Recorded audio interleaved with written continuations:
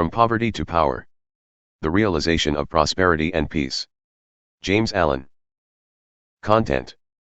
Foreword. Part I, The Path to Prosperity. 1. The Lesson of Evil. 2. The World, a Reflex of Mental States. 3. The Way Out of Undesirable Conditions. 4. The Silent Power of Thought, controlling and directing one's forces. 5. The Secret of Health, Success, and Power. 6. The Secret of Abounding Happiness. 7. The Realization of Prosperity. Part 2, The Way of Peace. 1. The Power of Meditation. 2. The Two Masters, Self and Truth. 3. The Acquirement of Spiritual Power. 4. The Realization of Selfless Love. 5. Entering into the Infinite. 6. Saints, Sages and Saviors, the Law of Service. 7. The Realization of Perfect Peace. Foreword. I looked around upon the world, and saw that it was shadowed by sorrow and scorched by the fierce fires of suffering. And I looked for the cause. I looked around, but could not find it. I looked in books, but could not find it. I looked within, and found there both the cause and the self-made nature of that cause. I looked again, and deeper, and found the remedy.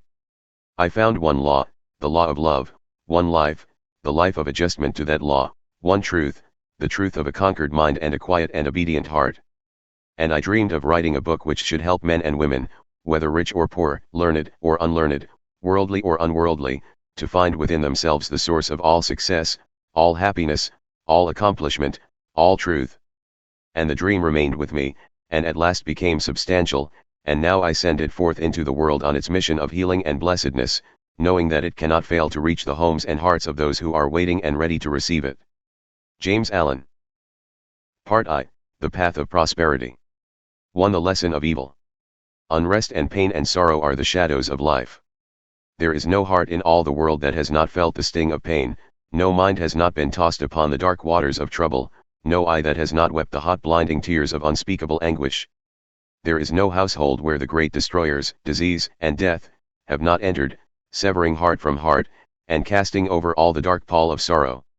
In the strong, and apparently indestructible meshes of evil all are more or less fast caught, and pain, unhappiness, and misfortune wait upon mankind. With the object of escaping, or in some way mitigating this overshadowing gloom, men and women rush blindly into innumerable devices, pathways by which they fondly hope to enter into a happiness which will not pass away. Such are the drunkard and the harlot, who revel in sensual excitements, such is the exclusive aesthete, who shuts himself out from the sorrows of the world, and surrounds himself with enervating luxuries, such is he who thirsts for wealth or fame, and subordinates all things to the achievement of that object, and such are they who seek consolation in the performance of religious rites. And to all the happiness sought seems to come, and the soul, for a time, is lulled into a sweet security, and an intoxicating forgetfulness of the existence of evil, but the day of disease comes at last, or some great sorrow, temptation, or misfortune breaks suddenly in on the unfortified soul, and the fabric of its fancied happiness is torn to shreds. So over the head of every personal joy hangs the Damocletian sword of pain, ready, at any moment, to fall and crush the soul of him who is unprotected by knowledge. The child cries to be a man or woman, the man and woman sigh for the lost felicity of childhood. The poor man chafes under the chains of poverty by which he is bound, and the rich man often lives in fear of poverty, or scours the world in search of an elusive shadow he calls happiness. Sometimes the soul feels that it has found a secure peace and happiness in adopting a certain religion, in embracing an intellectual philosophy, or in building up an intellectual or artistic ideal, but some overpowering temptation proves the religion to be inadequate or insufficient, the theoretical philosophy is found to be a useless prop, or in a moment, the idealistic statue upon which the devotee has for years been laboring, is shattered into fragments at his feet. Is there, then, no way of escape from pain and sorrow? Are there no means by which bonds of evil may be broken? Is permanent happiness, secure prosperity, and abiding peace a foolish dream? No, there is a way, and I speak it with gladness, by which evil can be slain forever. There is a process by which disease, poverty, or any adverse condition or circumstance can be put on one side never to return. There is a method by which a permanent prosperity can be secured, free from all fear of the return of adversity, and there is a practice by which unbroken and unending peace and bliss can be partaken of and realized. And the beginning of the way which leads to this glorious realization is the acquirement of a right understanding of the nature of evil. It is not sufficient to deny or ignore evil, it must be understood.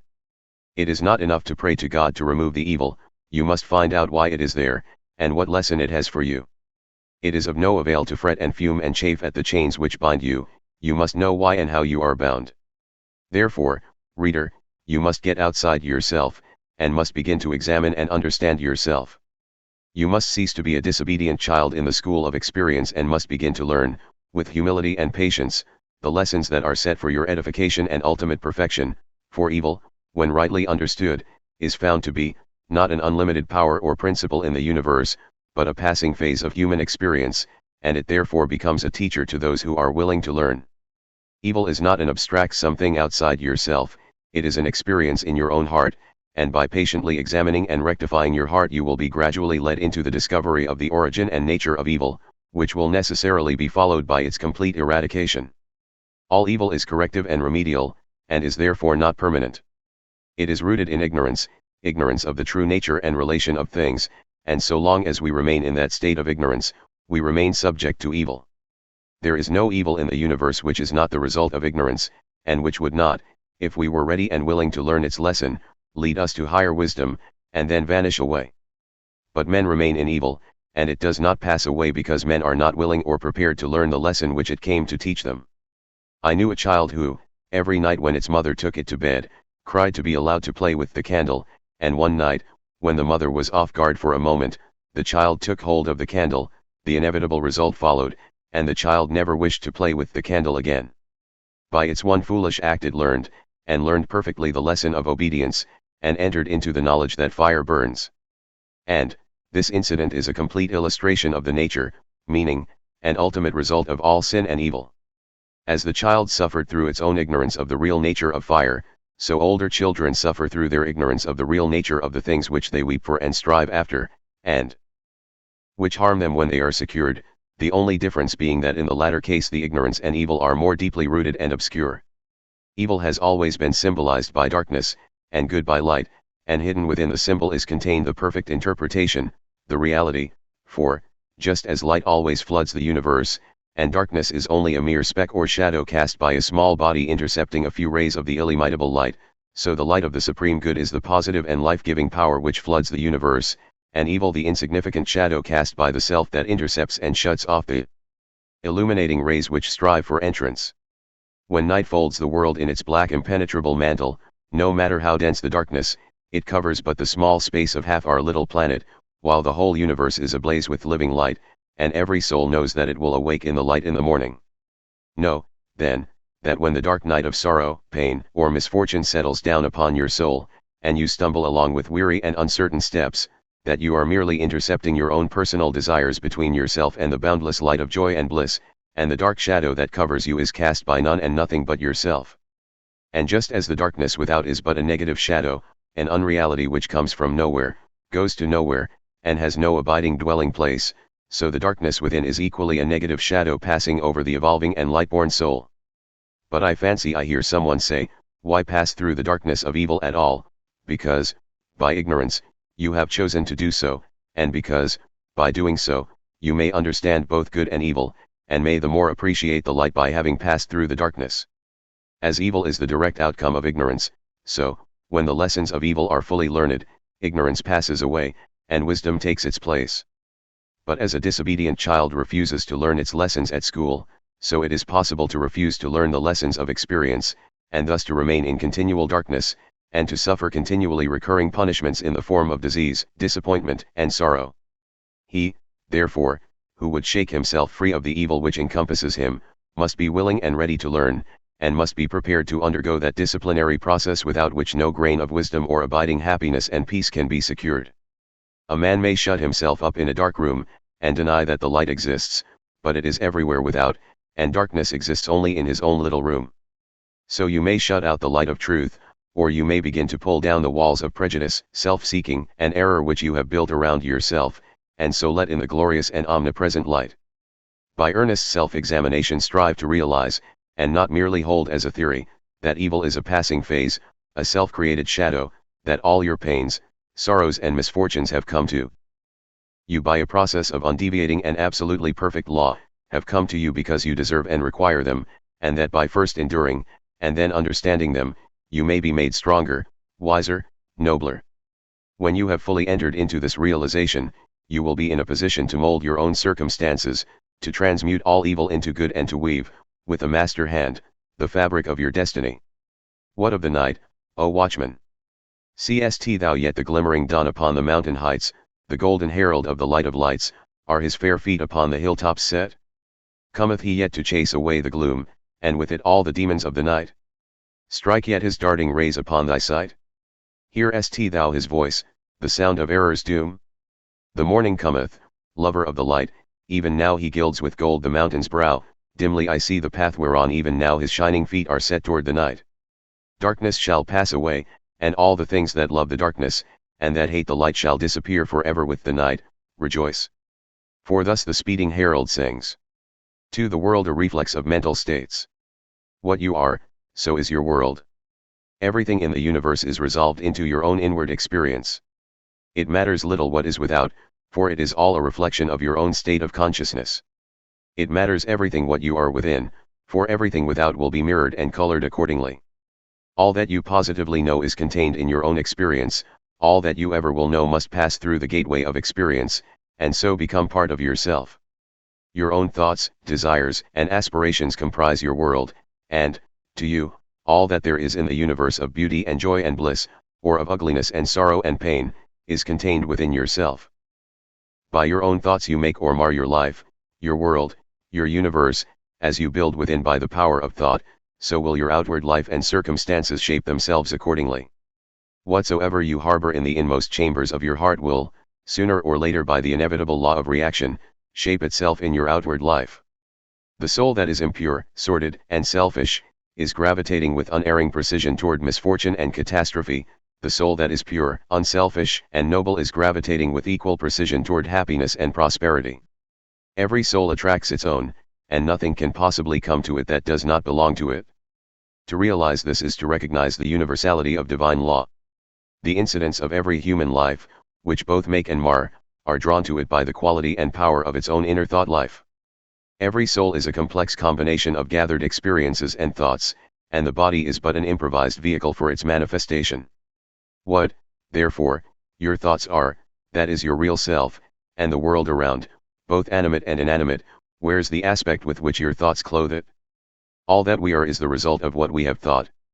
It is founded on our thoughts, it is made up of our thoughts, thus said Buddha, and it therefore follows that if a man is happy, it is because he dwells in happy thoughts, if miserable, because he dwells in despondent and debilitating thoughts.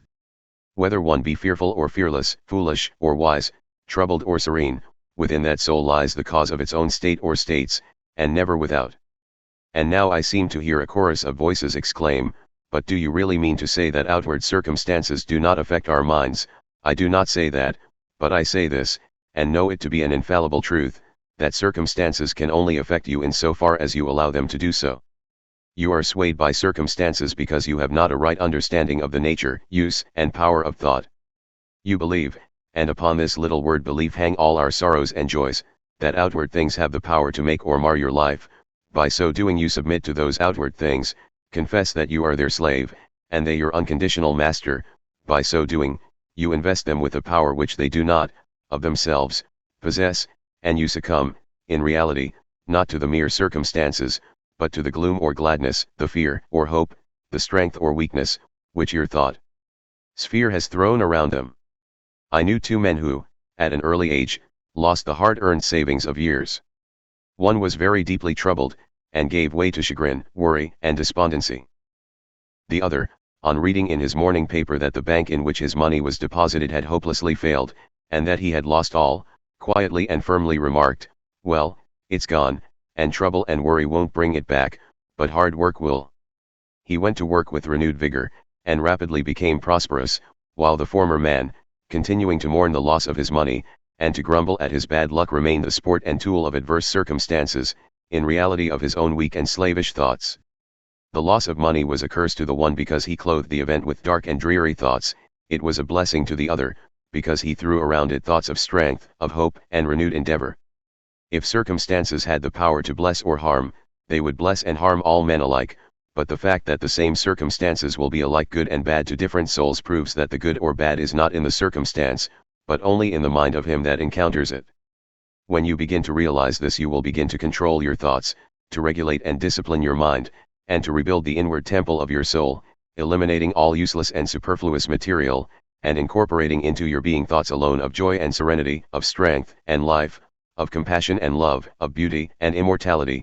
And as you do this, you will become joyful and serene, strong and healthy, compassionate and loving, and beautiful with the beauty of immortality. And as we clothe events with the drapery of our own thoughts, so likewise do we clothe the objects of the visible world around us, and where one sees harmony and beauty, another sees revolting ugliness. An enthusiastic naturalist was one day roaming the country lanes in pursuit of his hobby, and during his rambles came upon a pool of brackish water near a farmyard. As he proceeded to fill a small bottle with the water for the purpose of examination under the microscope, he dilated, with more enthusiasm than discretion, to an uncultivated son of the plough who stood close by, upon the hidden and innumerable wonders contained in the pool, and concluded by saying, "Yes, my friend, within this pool is contained 100, nay, 1,000,000 universes, had we but the sense or the instrument by which we could apprehend them." And the unsophisticated one ponderously remarked, "I know the water be full o' tadpoles, but they be easy to catch." Where the naturalist, his mind stored with the knowledge of natural facts, saw beauty, harmony, and hidden glory, the mind unenlightened upon those things saw only an offensive mud puddle. The wild flower which the casual wayfarer thoughtlessly tramples upon is, to the spiritual eye of the poet, an angelic messenger from the invisible. To the many, the ocean is but a dreary expanse of water on which ships sail and are sometimes wrecked. To the soul of the musician it is a living thing, and he hears, in all its changing moods, divine harmonies. Where the ordinary mind sees disaster and confusion, the mind of the philosopher sees the most perfect sequence of cause and effect, and where the materialist sees nothing but endless death, the mystic sees pulsating and eternal life. And as we clothe both events and objects with our own thoughts, so likewise do we clothe the souls of others in the garments of our thoughts. The suspicious believe everybody to be suspicious, the liar feels secure in the thought that he is not so foolish as to believe that there is such a phenomenon as a strictly truthful person, the envious see envy in every soul, the miser thinks everybody is eager to get his money, he who has subordinated conscience in the making of his wealth, sleeps with a revolver under his pillow, wrapped in the delusion that the world is full of conscienceless people who are eager to rob him, and the abandoned sensualist looks upon the saint as a hypocrite. On the other hand, those who dwell in loving thoughts, see that in all which calls forth their love and sympathy, the trusting and honest are not troubled by suspicions, the good-natured and charitable who rejoice at the good fortune of others, scarcely know what envy means, and he who has realized the divine within himself recognizes it in all beings, even in the beasts. And men and women are confirmed in their mental outlook because of the fact that, by the law of cause and effect, they attract to themselves that which they send forth, and so come in contact with people similar to themselves. The old adage, "Birds of a feather flock together," has a deeper significance than is generally attached to it, for in the thought world as in the world of matter, each clings to its kind. Do you wish for kindness? Be kind. Do you ask for truth? Be true. What you give of yourself you find, your world is a reflex of you. If you are one of those who are praying for, and looking forward to, a happier world beyond the grave, here is a message of gladness for you. You may enter into and realize that happy world now. It fills the whole universe, and it is within you, waiting for you to find, acknowledge, and possess. Said one who knew the inner laws of being. When men shall say "I-O here," or "I-O there," go not after them, the kingdom of God is within you. What you have to do is to believe this, simply believe it with a mind unshadowed by doubt, and then meditate upon it till you understand it. You will then begin to purify and to build your inner world, and as you proceed, passing from revelation to revelation, from realization to realization, you will discover the utter powerlessness of outward things beside the magic potency of a self-governed soul. If thou wouldst right the world, and banish all its evils and its woes, make its wild places bloom, and its drear deserts blossom as the rose, then right thyself. If thou wouldst turn the world from its long, lone captivity in sin, restore all broken hearts, slay grief, and let sweet consolation in turn thou thyself. If thou wouldst cure the world of its long sickness, end its grief and pain, bring in all healing joy, and give to the afflicted rest again, then cure thyself. If thou wouldst wake the world out of its dream of death and darkening strife, bring it to love and peace and light and brightness of immortal life, wake thou thyself. 3. The way out of undesirable conditions. Having seen and realized that evil is but a passing shadow thrown, by the intercepting self, across the transcendent form of the eternal good, and that the world is a mirror in which each sees a reflection of himself, we now ascend, by firm and easy steps, to that plane of perception whereon is seen and realized the vision of the law. With this realization comes the knowledge that everything is included in a ceaseless interaction of cause and effect, and that nothing can possibly be divorced from law. From the most trivial thought, word, or act of man, up to the groupings of the celestial bodies, law reigns supreme. No arbitrary condition can, even for one moment, exist, for such a condition would be a denial and an annihilation of law. Every condition of life is, therefore, bound up in an orderly and harmonious sequence, and the secret and cause of every condition is contained within itself. The law, whatsoever a man sows that shall he also reap, is inscribed in flaming letters upon the portal of eternity, and none can deny it, none can cheat it, none can escape it. He who puts his hand in the fire must suffer the burning until such time as it has worked itself out, and neither curses nor prayers can avail to alter it. And precisely the same law governs the realm of mind. Hatred, anger, jealousy, envy, lust, covetousness, all these are fires which bum, and whoever even so much as touches them must suffer the torments of burning. All these conditions of mind are rightly called evil, for they are the efforts of the soul to subvert, in its ignorance, the law, and they, therefore, lead to chaos and confusion within, and are sooner or later actualized in the outward circumstances as disease, failure, and misfortune, coupled with grief, pain, and despair. Whereas love, gentleness, goodwill, purity, are cooling airs which breathe peace upon the soul that woes them, and, being in harmony with the eternal law, they become actualized in the form of health, peaceful surroundings, and undeviating success and good fortune. A thorough understanding of this great law which permeates the universe leads to the acquirement of that state of mind known as obedience. To know that justice, harmony, and love are supreme in the universe is likewise to know that all adverse and painful conditions are the result of our own disobedience to that law. Such knowledge leads to strength and power, and it is upon such knowledge alone that a true life and an enduring success and happiness can be built.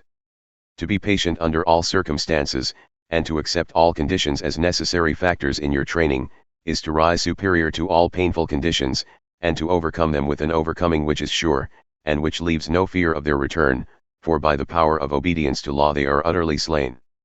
Such an obedient one is working in harmony with the law, has in fact, identified himself with the law, and whatsoever he conquers forever, whatsoever he builds can never be destroyed. The cause of all power, as of all weakness, is within, the secret of all happiness as of all misery is likewise within.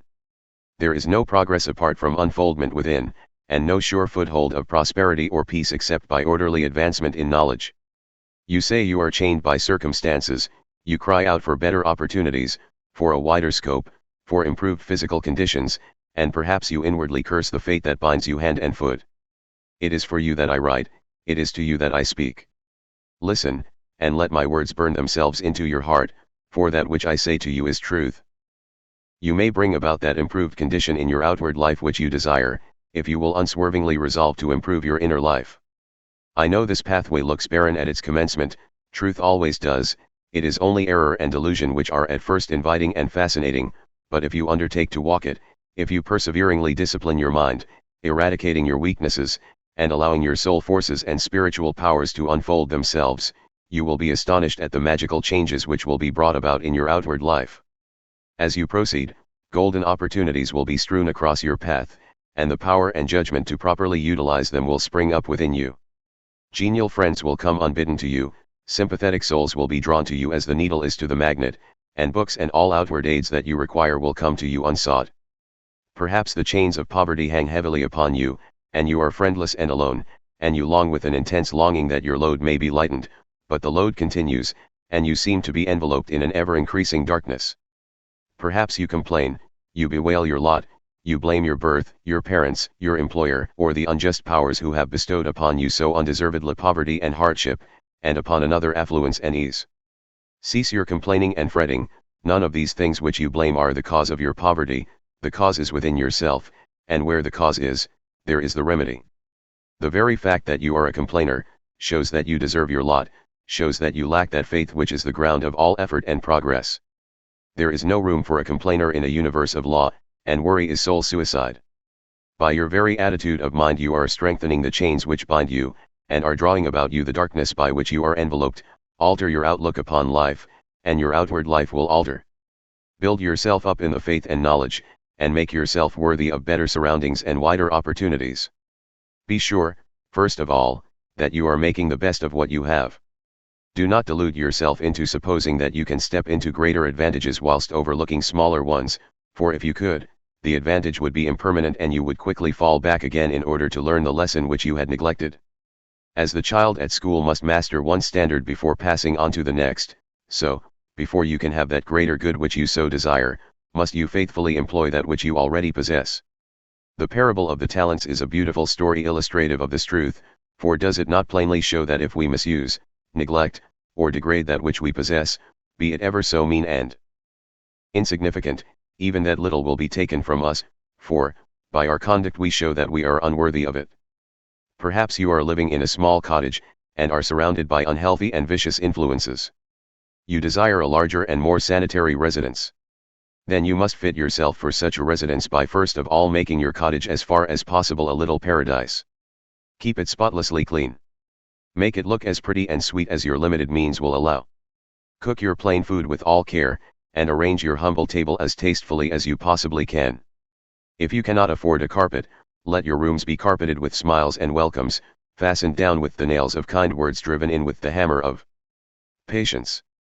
Such a carpet will not fade in the sun, and constant use will never wear it away. By so ennobling your present surroundings you will rise above them, and above the need of them, and at the right time you will pass on into the better house and surroundings which have all along been waiting for you, and which you have fitted yourself to occupy. Perhaps you desire more time for thought and effort, and feel that your hours of labor are too hard and long. Then see to it that you are utilizing to the fullest possible extent what little spare time you have. It is useless to desire more time, if you are already wasting what little you have, for you would only grow more indolent and indifferent. Even poverty and lack of time and leisure are not the evils that you imagine they are, and if they hinder you in your progress, it is because you have clothed them in your own weaknesses, and the evil that you see in them is really in yourself. Endeavor to fully and completely realize that in so far as you shape and mold your mind, you are the maker of your destiny, and as, by the transmuting power of self-discipline you realize this more and more, you will come to see that these so-called evils may be converted into blessings. You will then utilize your poverty for the cultivation of patience, hope and courage, and your lack of time in the gaining of promptness of action and decision of mind, by seizing the precious moments as they present themselves for your acceptance. As in the rankest soil the most beautiful flowers are grown, so in the dark soil of poverty the choicest flowers of humanity have developed and bloomed. Where there are difficulties to cope with, and unsatisfactory conditions to overcome, their virtue most flourishes and manifests its glory. It may be that you are in the employ of a tyrannous master or mistress, and you feel that you are harshly treated. Look upon this also as necessary to your training. Return your employer's unkindness with gentleness and forgiveness. Practice unceasingly patience and self-control. Turn the disadvantage to account by utilizing it for the gaining of mental and spiritual strength, and by your silent example and influence you will thus be teaching your employer, will be helping him to grow ashamed of his conduct, and will, at the same time, be lifting yourself up to that height of spiritual attainment by which you will be enabled to step into new and more congenial surroundings at the time when they are presented to you.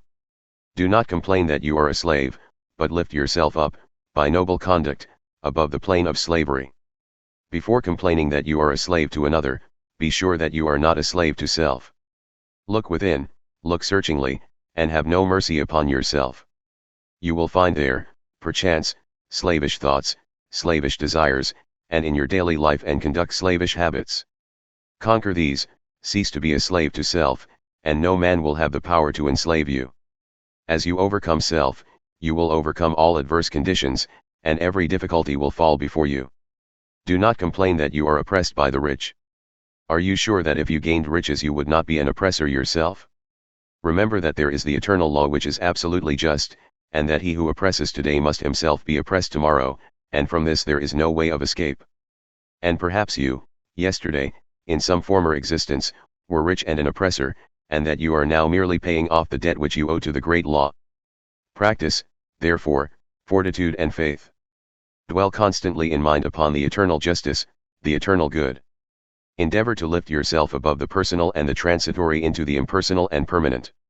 Shake off the delusion that you are being injured or oppressed by another, and try to realize, by a profounder comprehension of your inner life, and the laws which govern that life, that you are only really injured by what is within you. There is no practice more degrading, debasing, and soul-destroying than that of self-pity. Cast it out from you. While such a canker is feeding upon your heart, you can never expect to grow into a fuller life. Cease from the condemnation of others, and begin to condemn yourself. Condone none of your acts, desires, or thoughts that will not bear comparison with spotless purity, or endure the light of sinless good. By so doing you will be building your house upon the rock of the eternal, and all that is required for your happiness and well-being will come to you in its own time. There is positively no way of permanently rising above poverty, or any undesirable condition, except by eradicating those selfish and negative conditions within, of which these are the reflection, and by virtue of which they continue. The way to true riches is to enrich the soul by the acquisition of virtue. Outside of real heart virtue there is neither prosperity nor power, but only the appearances of these. I am aware that men make money who have acquired no measure of virtue, and have little desire to do so, but such money does not constitute true riches, and its possession is transitory and feverish. Here is David's testimony: for I was envious at the foolish when I saw the prosperity of the wicked. Their eyes stand out with fatness, they have more than heart could wish. Verily I have cleansed my heart in vain, and washed my hands in innocence. When I thought to know this, it was too painful for me, until I went into the sanctuary of God, then understood I their end. The prosperity of the wicked was a great trial to David until he went into the sanctuary of God, and then he knew their end. You likewise may go into that sanctuary. It is within you. It is that state of consciousness which remains when all that is sordid and personal and impermanent is risen above, and universal and eternal principles are realized. That is the God state of consciousness, it is the sanctuary of the Most High.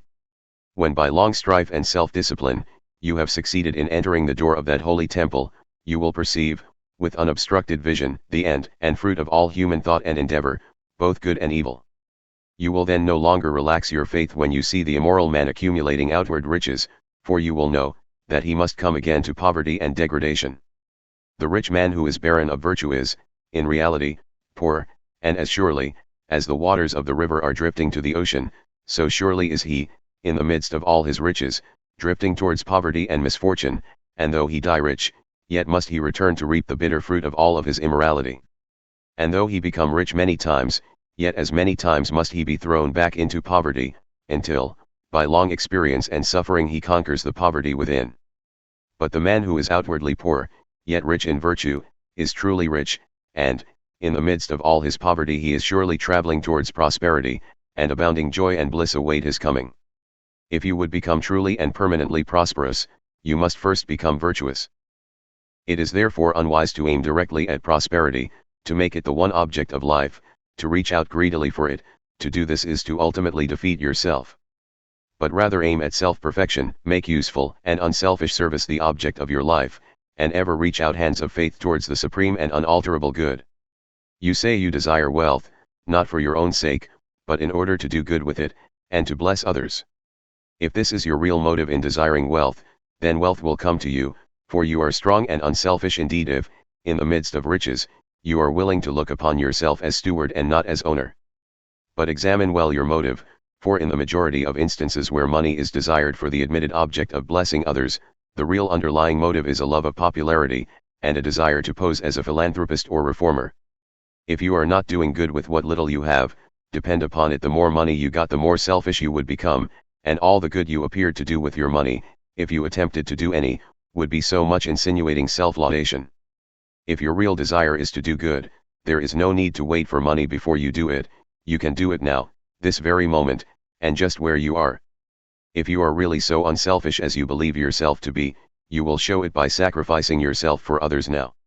No matter how poor you are, there is room for self-sacrifice, for did not the widow put her all into the treasury?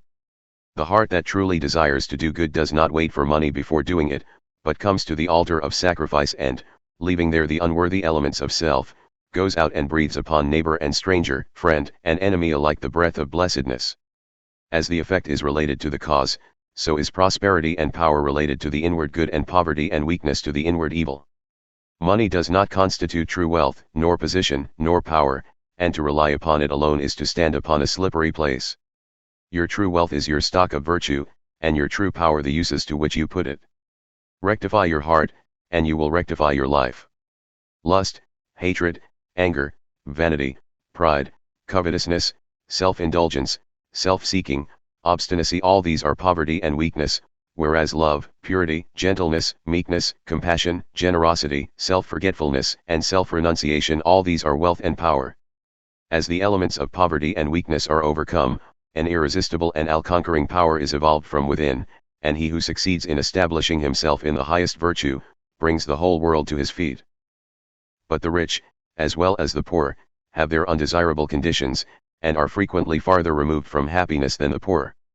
And here we see how happiness depends, not upon outward aids or possessions, but upon the inward life. Perhaps you are an employer, and you have endless trouble with those whom you employ, and when you do get good and faithful servants they quickly leave you. As a result you are beginning to lose, or have completely lost, your faith in human nature. You try to remedy matters by giving better wages, and by allowing certain liberties, yet matters remain unaltered. Let me advise you. The secret of all your trouble is not in your servants, it is in yourself, and if you look within, with a humble and sincere desire to discover and eradicate your error, you will, sooner or later, find the origin of all your unhappiness. It may be some selfish desire, or lurking suspicion, or unkind attitude of mind which sends out its poison upon those about you, and reacts upon yourself, even though you may not show it in your manner or speech. Think of your servants with kindness, consider of them that extremity of service which you yourself would not care to perform were you in their place. Rare and beautiful is that humility of soul by which a servant entirely forgets himself in his master's good, but far rarer, and beautiful with a divine beauty, is that nobility of soul by which a man, forgetting his own happiness, seeks the happiness of those who are under his authority, and who depend upon him for their bodily sustenance. And such a man's happiness is increased tenfold, nor does he need to complain of those whom he employs. Said a well-known and extensive employer of labor, who never needs to dismiss an employee, "I have always had the happiest relations with my work people. If you ask me how it is to be accounted for, I can only say that it has been my aim from the first to do to them as I would wish to be done by. Herein lies the secret by which all desirable conditions are secured, and all that are undesirable are overcome. Do you say that you are lonely and unloved, and have not a friend in the world? Then, I pray you, for the sake of your own happiness, blame nobody but yourself. Be friendly towards others, and friends will soon flock round you. Make yourself pure and lovable, and you will be loved by all. Whatever conditions are rendering your life burdensome, you may pass out of and beyond them by developing and utilizing within you the transforming power of self-purification and self-conquest. Be it the poverty which galls, and remember that the poverty upon which I have been dilating is that poverty which is a source of misery, and not that voluntary poverty which is the glory of emancipated souls, or the riches which burden, or the many misfortunes, griefs, and annoyances which form the dark background in the web of life. You may overcome them by overcoming the selfish elements within which give them life. It matters not that by the unfailing law, there are past thoughts and acts to work out and to atone for, as, by the same law, we are setting in motion, during every moment of our life, fresh thoughts and acts, and we have the power to make them good or ill. Nor does it follow that if a man, reaping what he has sown, must lose money or forfeit position, that he must also lose his fortitude or forfeit his uprightness, and it is in these that his wealth and power and happiness are to be found. He who clings to self is his own enemy and is surrounded by enemies. He who relinquishes self is his own savior, and is surrounded by friends like a protecting belt. Before the divine radiance of a pure heart all darkness vanishes and all clouds melt away, and he who has conquered self has conquered the universe.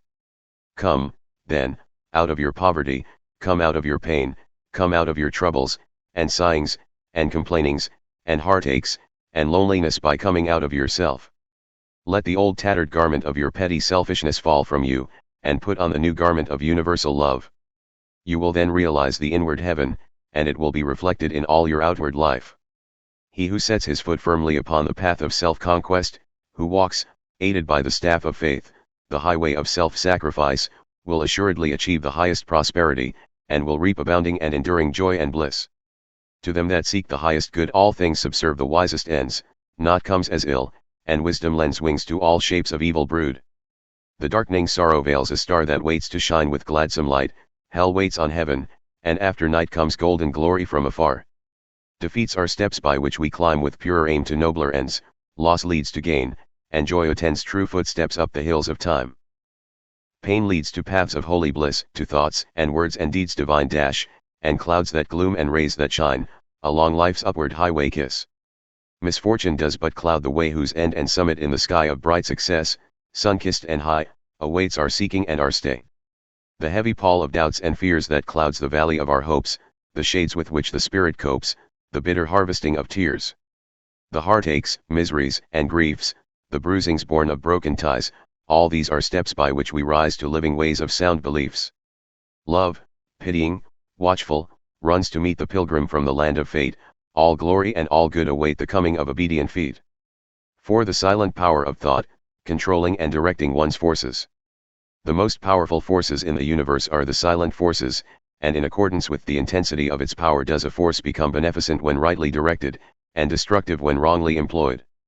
This is a common knowledge in regard to the mechanical forces, such as steam, electricity, etc., but few have yet learned to apply this knowledge to the realm of mind, where the thought forces, most powerful of all, are continually being generated and sent forth as currents of salvation or destruction. At this stage of his evolution, man has entered into the possession of these forces, and the whole trend of his present advancement is their complete subjugation. All the wisdom possible to man on this material earth is to be found only in complete self-mastery, and the command, "Love your enemies," resolves itself into an exhortation to enter here and now, into the possession of that sublime wisdom by taking hold of, mastering and transmuting, those mind forces to which man is now slavishly subject, and by which he is helplessly borne, like a straw on the stream, upon the currents of selfishness.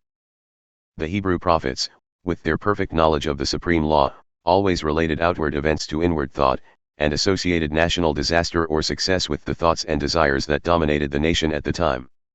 The knowledge of the causal power of thought is the basis of all their prophecies, as it is the basis of all real wisdom and power. National events are simply the working out of the psychic forces of the nation. Wars, plagues, and famines are the meeting and clashing of wrongly directed thought forces, the culminating points at which destruction steps in as the agent of the law. It is foolish to ascribe war to the influence of one man, or to one body of men. It is the crowning horror of national selfishness. It is the silent and conquering thought forces which bring all things into manifestation. The universe grew out of thought. Matter in its last analysis is found to be merely objectivized thought. All men's accomplishments were first wrought out in thought, and then objectivized. The author, the inventor, the architect, first builds up his work in thought, and having perfected it in all its parts as a complete and harmonious whole upon the thought plane, he then commences to materialize it, to bring it down to the material or sense plane. When the thought forces are directed in harmony with the overruling law, they are upbuilding and preservative, but when subverted they become disintegrating and self-destructive. To adjust all your thoughts to a perfect and unswerving faith in the omnipotence and supremacy of good, is to cooperate with that good, and to realize within yourself the solution and destruction of all evil. Believe and ye shall live. And here we have the true meaning of salvation, salvation from the darkness and negation of evil, by entering into, and realizing the living light of the eternal good. Where there is fear, worry, anxiety, doubt, trouble, chagrin, or disappointment, there is ignorance and lack of faith. All these conditions of mind are the direct outcome of selfishness, and are based upon an inherent belief in the power and supremacy of evil. They therefore constitute practical atheism, and to live in, and become subject to, these negative and soul-destroying conditions of mind is the only real atheism. It is salvation from such conditions that the race needs, and let no man boast of salvation whilst he is their helpless and obedient slave. To fear or to worry is as sinful as to curse, for how can one fear or worry if he intrinsically believes in the eternal justice, the omnipotent good, the boundless love? To fear, to worry, to doubt, is to deny, to disbelieve. It is from such states of mind that all weakness and failure proceed, for they represent the annulling and disintegrating of the positive thought forces which would otherwise speed to their object with power, and bring about their own beneficent results. To overcome these negative conditions is to enter into a life of power, is to cease to be a slave, and to become a master, and there is only one way by which they can be overcome, and that is by steady and persistent growth in inward knowledge. To mentally deny evil is not sufficient, it must, by daily practice, be risen above and understood. To mentally affirm the good is inadequate, it must, by unswerving endeavor, be entered into and comprehended. The intelligent practice of self-control quickly leads to a knowledge of one's interior thought forces, and, later on, to the acquisition of that power by which they are rightly employed and directed. In the measure that you master self, that you control your mental forces instead of being controlled by them, in just such measure will you master affairs and outward circumstances. Show me a man under whose touch everything crumbles away, and who cannot retain success even when it is placed in his hands, and I will show you a man who dwells continually in those conditions of mind which are the very negation of power. To be forever wallowing in the bogs of doubt, to be drawn continually into the quicksands of fear, or blown ceaselessly about by the winds of anxiety, is to be a slave, and to live the life of a slave, even though success and influence be forever knocking at your door seeking for admittance. Such a man, being without faith and without self-government, is incapable of the right government of his affairs, and is a slave to circumstances, in reality a slave to himself.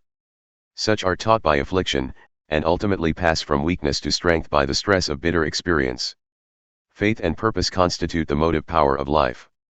There is nothing that a strong faith and an unflinching purpose may not accomplish. By the daily exercise of silent faith, the thought forces are gathered together, and by the daily strengthening of silent purpose, those forces are directed toward the object of accomplishment. Whatever your position in life may be, before you can hope to enter into any measure of success, usefulness, and power, you must learn how to focus your thought forces by cultivating calmness and repose.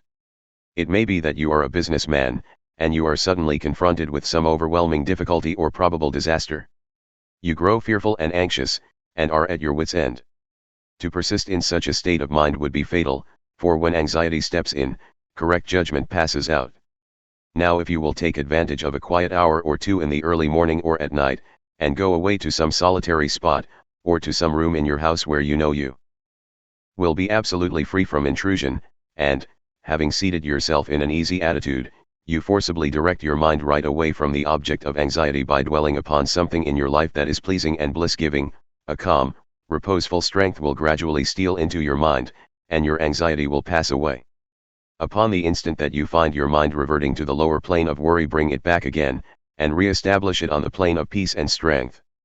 When this is fully accomplished, you may then concentrate your whole mind upon the solution of your difficulty, and what was intricate and insurmountable to you in your hour of anxiety will be made plain and easy, and you will see, with that clear vision and perfect judgment which belong only to a calm and untroubled mind, the right course to pursue and the proper end to be brought about. It may be that you will have to try day after day before you will be able to perfectly calm your mind, but if you persevere you will certainly accomplish it. And the course which is presented to you in that hour of calmness must be carried out. Doubtless when you are again involved in the business of the day, and worries again creep in and begin to dominate you, you will begin to think that the course is a wrong or foolish one, but do not heed such suggestions. Be guided absolutely and entirely by the vision of calmness, and not by the shadows of anxiety. The hour of calmness is the hour of illumination and correct judgment. By such a course of mental discipline the scattered thought forces are reunited, and directed, like the rays of the searchlight, upon the problem at issue, with the result that it gives way before them.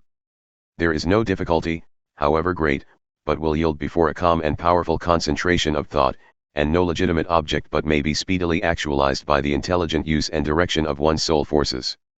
Not until you have gone deeply and searchingly into your inner nature, and have overcome many enemies that lurk there, can you have any approximate conception of the subtle power of thought, of its inseparable relation to outward and material things, or of its magical potency, when rightly poised and directed, in readjusting and transforming the life conditions. Every thought you think is a force sent out, and in accordance with its nature and intensity will it go out to seek a lodgment in minds receptive to it, and will react upon yourself for good or evil. There is ceaseless reciprocity between mind, and a continual interchange of thought forces. Selfish and disturbing thoughts are so many malignant and destructive forces, messengers of evil, sent out to stimulate and augment the evil in other minds, which in turn send them back upon you with added power. While thoughts that are calm, pure, and unselfish are so many angelic messengers sent out into the world with health, healing, and blessedness upon their wings, counteracting the evil forces, pouring the oil of joy upon the troubled waters of anxiety and sorrow, and restoring to broken hearts their heritage of immortality. Think good thoughts, and they will quickly become actualized in your outward life in the form of good conditions. Control your soul forces, and you will be able to shape your outward life as you will. The difference between a savior and a sinner is this, that the one has a perfect control of all the forces within him, the other is dominated and controlled by them. There is absolutely no other way to true power and abiding peace, but by self-control, self-government, self-purification. To be at the mercy of your disposition is to be impotent, unhappy, and of little real use in the world.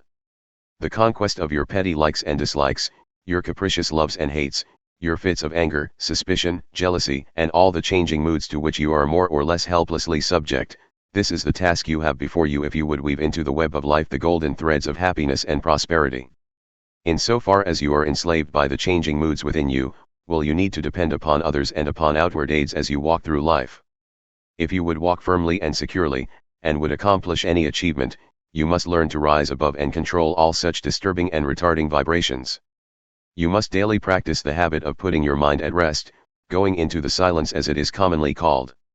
This is a method of replacing a troubled thought with one of peace, a thought of weakness with one of strength. Until you succeed in doing this, you cannot hope to direct your mental forces upon the problems and pursuits of life with any appreciable measure of success. It is a process of diverting one's scattered forces into one powerful channel. Just as a useless marsh may be converted into a field of golden corn or a fruitful garden by draining and directing the scattered and harmful streams into one well-cut channel, so, he who acquires calmness, and subdues and directs the thought currents within himself, saves his soul, and fructifies his heart and life. As you succeed in gaining mastery over your impulses and thoughts, you will begin to feel, growing up within you, a new and silent power, and a settled feeling of composure and strength will remain with you. Your latent powers will begin to unfold themselves, and whereas formerly your efforts were weak and ineffectual, you will now be able to work with that calm confidence which commands success. And along with this new power and strength, there will be awakened within you that interior illumination known as intuition, and you will walk no longer in darkness and speculation, but in light and certainty. With the development of the soul, vision, judgment, and mental penetration will be incalculably increased, and there will evolve within you that prophetic vision by the aid of which you will be able to sense coming events, and to forecast, with remarkable accuracy, the result of your efforts. And in just the measure that you alter from within will your outlook upon life alter, and as you alter your mental attitude towards others, they will alter in their attitude and conduct toward you. As you rise above the lower, debilitating, and destructive thought forces, you will come in contact with the positive, strengthening, and upbuilding currents generated by strong, pure, and noble minds. Your happiness will be immeasurably intensified, and you will begin to realize the joy, strength, and power, which are born only of self-mastery. And this joy, strength, and power will be continually radiating from you, and without any effort on your part, nay, though you are utterly unconscious of it, strong people will be drawn toward you, influence will be put into your hands, and in accordance with your altered thought world will outward events shape themselves. A man's foes are they of his own household, and he who would be useful, strong, and happy, must cease to be a passive receptacle for the negative, beggarly, and impure streams of thought, and as a wise householder commands his servants and invites his guests, so must he learn to command his desires, and to say, with authority, what thoughts he shall admit into the mansion of his soul. Even a very partial success in self-mastery adds greatly to one's power, and he who succeeds in perfecting this divine accomplishment, enters into possession of undreamed of wisdom and inward strength and peace, and realizes that all the forces of the universe aid and protect his footsteps who is master of his soul. Would you scale the highest heaven, would you pierce the lowest hell, live in dreams of constant beauty, or in basest thinkings dwell? For your thoughts are heaven above you, and your thoughts are hell below. Bliss is not, except in thinking, torment not but thought can know. Worlds would vanish but for thinking, glory is not but in dreams, and the drama of the ages from the thought eternal streams. Dignity and shame and sorrow, pain and anguish, love and hate are but maskings of the mighty pulsing thought that governs fate. As the colors of the rainbow makes the one uncolored beam, so the universal changes make the one eternal dream. And the dream is all within you, and the dreamer waiteth long for the morning to awake him to the living thought and strong. That shall make the ideal real, make to vanish dreams of hell in the highest, holiest heaven where the pure and perfect dwell. Evil is the thought that thinks it, good, the thought that makes it so light, and darkness, sin, and pureness likewise out of thinking grow. Dwell in thought upon the grandest, and the grandest you shall see, fix your mind upon the highest, and the highest you shall be. 5. The secret of health, success, and power. We all remember with what intense delight, as children, we listened to the never-tiring fairy tale. How eagerly we followed the fluctuating fortunes of the good boy or girl, ever protected, in the hour of crisis, from the evil machinations of the scheming witch, the cruel giant, or the wicked king. And our little hearts never faltered for the fate of the hero or heroine, nor did we doubt their ultimate triumph over all their enemies, for we knew that the fairies were infallible, and that they would never desert those who had consecrated themselves to the good and the true. And what unspeakable joy pulsated within us when the fairy queen, bringing all her magic to bear at the critical moment, scattered all the darkness and trouble, and granted them the complete satisfaction of all their hopes, and they were happy ever after. With the accumulating years, and an ever-increasing intimacy with the so-called realities of life, our beautiful fairy world became obliterated, and its wonderful inhabitants were relegated, in the archives of memory, to the shadowy and unreal. And we thought we were wise and strong in thus leaving forever the land of childish dreams, but as we re-become little children in the wondrous world of wisdom, we shall return again to the inspiring dreams of childhood and find that they are, after all, realities. The fairy folk, so small and nearly always invisible, yet possessed of an all-conquering and magical power, who bestow upon the good, health, wealth, and happiness, along with all the gifts of nature in lavish profusion, start again into reality and become immortalized in the soul realm of him who, by growth in wisdom, has entered into a knowledge of the power of thought, and the laws which govern the inner world of being. To him the fairies live again as thought people, thought messengers, thought powers working in harmony with the overruling good. And they who, day by day, endeavor to harmonize their hearts with the heart of the supreme good, do in reality acquire true health, wealth, and happiness. There is no protection to compare with goodness, and by goodness I do not mean a mere outward conformity to the rules of morality, I mean pure thought, noble aspiration, unselfish love, and freedom from vainglory. To dwell continually in good thoughts, is to throw around oneself a psychic atmosphere of sweetness and power which leaves its impress upon all who come in contact with it. As the rising sun puts to rout the helpless shadows, so are all the impotent forces of evil put to flight by the searching rays of positive thought which shine forth from a heart made strong in purity and faith. Where there is sterling faith and uncompromising purity there is health, there is success, there is power. In such a one, disease, failure, and disaster can find no lodgment, for there is nothing on which they can feed. Even physical conditions are largely determined by mental states, and to this truth the scientific world is rapidly being drawn. The old, materialistic belief that a man is what his body makes him, is rapidly passing away, and is being replaced by the inspiring belief that man is superior to his body, and that his body is what he makes it by the power of thought. Men everywhere are ceasing to believe that a man is despairing because he is dyspeptic, and are coming to understand that he is dyspeptic because he is despairing, and in the near future, the fact that all disease has its origin in the mind will become common knowledge.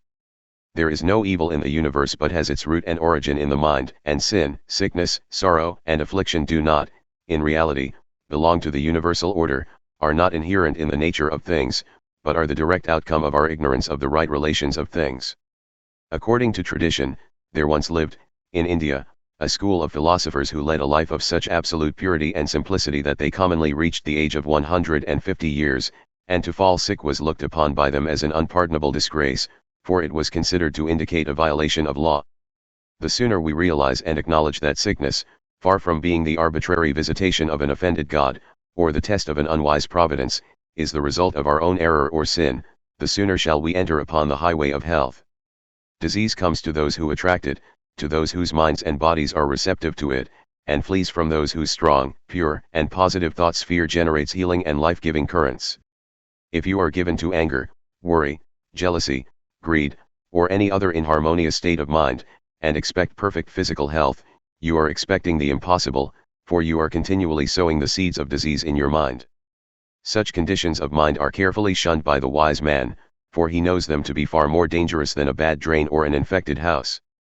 If you would be free from all physical aches and pains, and would enjoy perfect physical harmony, then put your mind in order, and harmonize your thoughts. Think joyful thoughts, think loving thoughts, let the elixir of goodwill course through your veins, and you will need no other medicine. Put away your jealousies, your suspicions, your worries, your hatreds, your selfish indulgences, and you will put away your dyspepsia, your biliousness, your nervousness, and aching joints. If you will persist in clinging to these debilitating and demoralizing habits of mind, then do not complain when your body is laid low with sickness. The following story illustrates the close relation that exists between habits of mind and bodily conditions. A certain man was afflicted with a painful disease, and he tried one physician after another, but all to no purpose. He then visited towns which were famous for their curative waters, and after having bathed in them all, his disease was more painful than ever. One night he dreamed that a presence came to him and said, "Brother, hast thou tried all the means of cure?" And he replied, "I have tried all." "Nay," said the presence, "come with me, and I will show thee a healing bath which has escaped thy notice."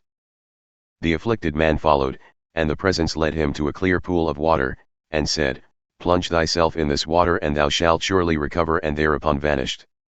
The man plunged into the water, and on coming out, his disease had left him, and at the same moment he saw written above the pool the word "renounce." Upon waking, the full meaning of his dream flashed across his mind, and looking within he discovered that he had, all along, been a victim to a sinful indulgence, and he vowed that he would renounce it forever.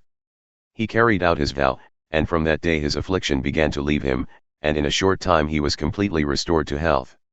Many people complain that they have broken down through overwork. In the majority of such cases the breakdown is more frequently the result of foolishly wasted energy.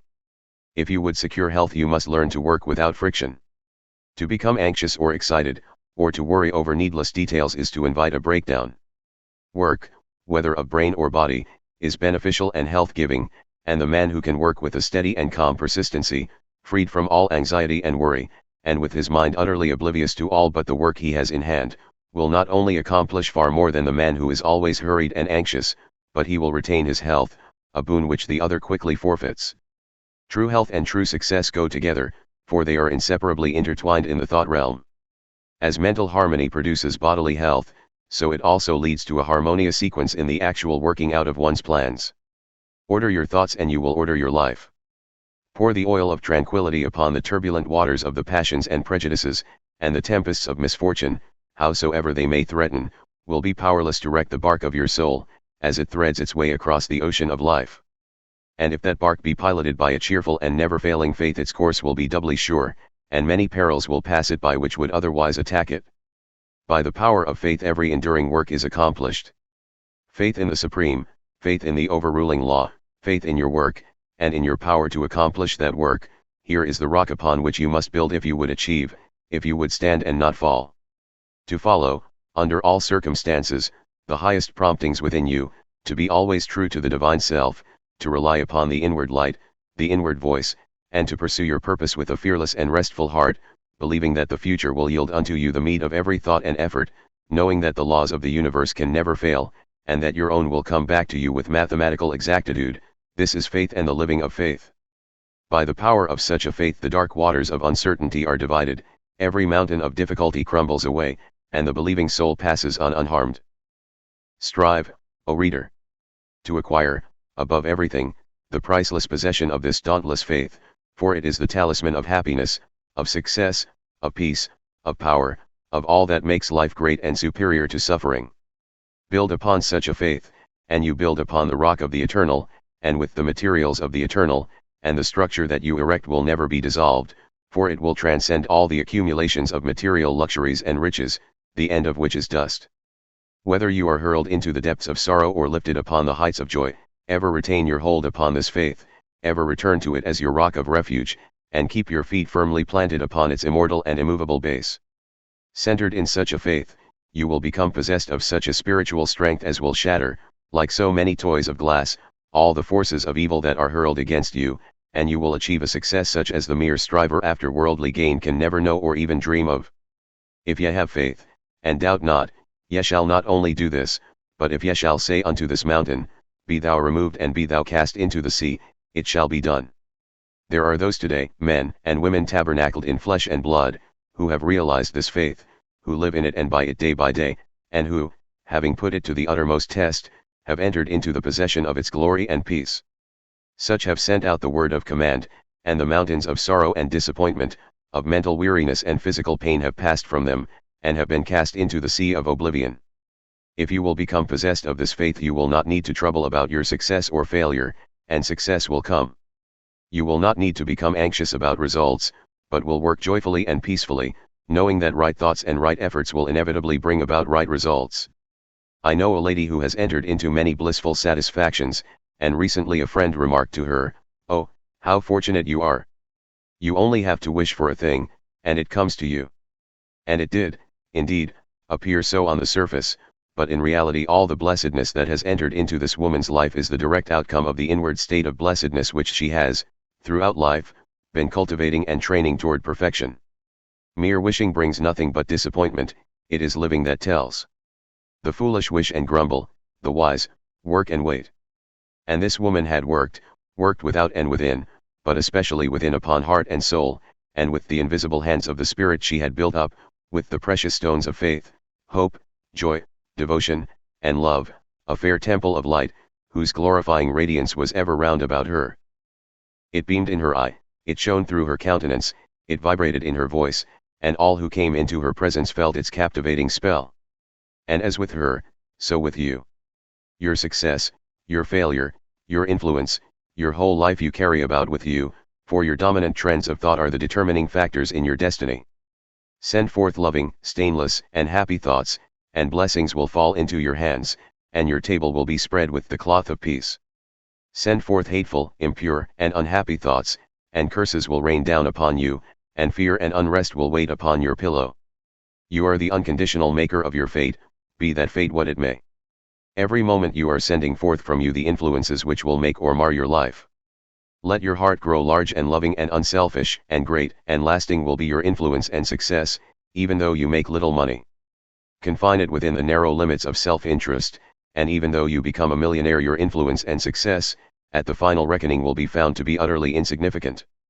Cultivate, then, this pure and unselfish spirit, and combine with purity and faith, singleness of purpose, and you are evolving from within the elements, not only of abounding health and enduring success, but of greatness and power.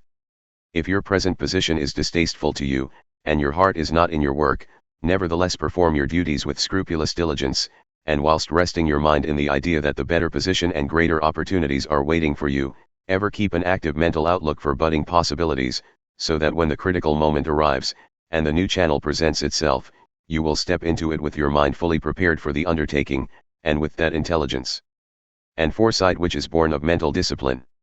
Whatever your task may be, concentrate your whole mind upon it, throw into it all the energy of which you are capable. The faultless completion of small tasks leads inevitably to larger tasks. See to it that you rise by steady climbing, and you will never fall. And herein lies the secret of true power. Learn, by constant practice, how to husband your resources, and to concentrate them, at any moment, upon a given point. The foolish waste all their mental and spiritual energy in frivolity, foolish chatter, or selfish argument, not to mention wasteful physical excesses. If you would acquire overcoming power you must cultivate poise and passivity. You must be able to stand alone. All power is associated with immovability. The mountain, the massive rock, the storm-tried oak, all speak to us of power, because of their combined solitary grandeur and defiant fixity, while the shifting sand, the yielding twig, and the waving reed speak to us of weakness, because they are movable and non-resistant, and are utterly useless when detached from their fellows. He is the man of power who, when all his fellows are swayed by some emotion or passion, remains calm and unmoved. He only is fitted to command and control who has succeeded in commanding and controlling himself. The hysterical, the fearful, the thoughtless, and frivolous, let such seek company, or they will fall for lack of support, but the calm, the fearless, the thoughtful, and let such seek the solitude of the forest, the desert, and the mountain top, and to their power more power will be added, and they will more and more successfully stem the psychic currents and whirlpools which engulf mankind. Passion is not power, it is the abuse of power, the dispersion of power. Passion is like a furious storm which beats fiercely and wildly upon the embattled rock, whilst power is like the rock itself, which remains silent and unmoved through it all. That was a manifestation of true power when Martin Luther, wearied with the persuasions of his fearful friends, who were doubtful as to his safety should he go to Worms, replied, "If there were as many devils in Worms as there are tiles on the housetops I would go." And when Benjamin Disraeli broke down in his first parliamentary speech, and brought upon himself the derision of the House, that was an exhibition of germinal power when he exclaimed, "The day will come when you will consider it an honor to listen to me." When that young man, whom I knew, passing through continual reverses and misfortunes, was mocked by his friends and told to desist from further effort, and he replied, "The time is not far distant when you will marvel at my good fortune and success," he showed that he was possessed of that silent and irresistible power which has taken him over innumerable difficulties, and crowned his life with success. If you have not this power, you may acquire it by practice, and the beginning of power is likewise the beginning of wisdom. You must commence by overcoming those purposeless trivialities to which you have hitherto been a willing victim. Boisterous and uncontrolled laughter, slander and idle talk, and joking merely to raise a laugh, all these things must be put on one side as so much waste of valuable energy. St. Paul never showed his wonderful insight into the hidden laws of human progress to greater advantage than when he warned the Ephesians against foolish talking and jesting, which is not convenient, for to dwell habitually in such practices is to destroy all spiritual power and life. As you succeed in rendering yourself impervious to such mental dissipations, you will begin to understand what true power is, and you will then commence to grapple with the more powerful desires and appetites which hold your soul in bondage, and bar the way to power, and your further progress will then be made clear. Above all, be of single aim, have a legitimate and useful purpose, and devote yourself unreservedly to it. Let nothing draw you aside. Remember that the double-minded man is unstable in all his ways. Be eager to learn, but slow to beg.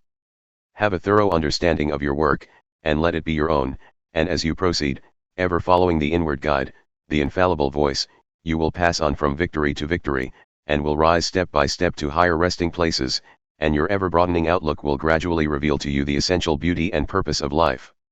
Self-purified, health will be yours, faith protected, success will be yours, self-governed, power will be yours, and all that you do will prosper, for, ceasing to be a disjointed unit, self-enslaved, you will be in harmony with the great law, working no longer against, but with, the universal life, the eternal good. And what health you gain, it will remain with you.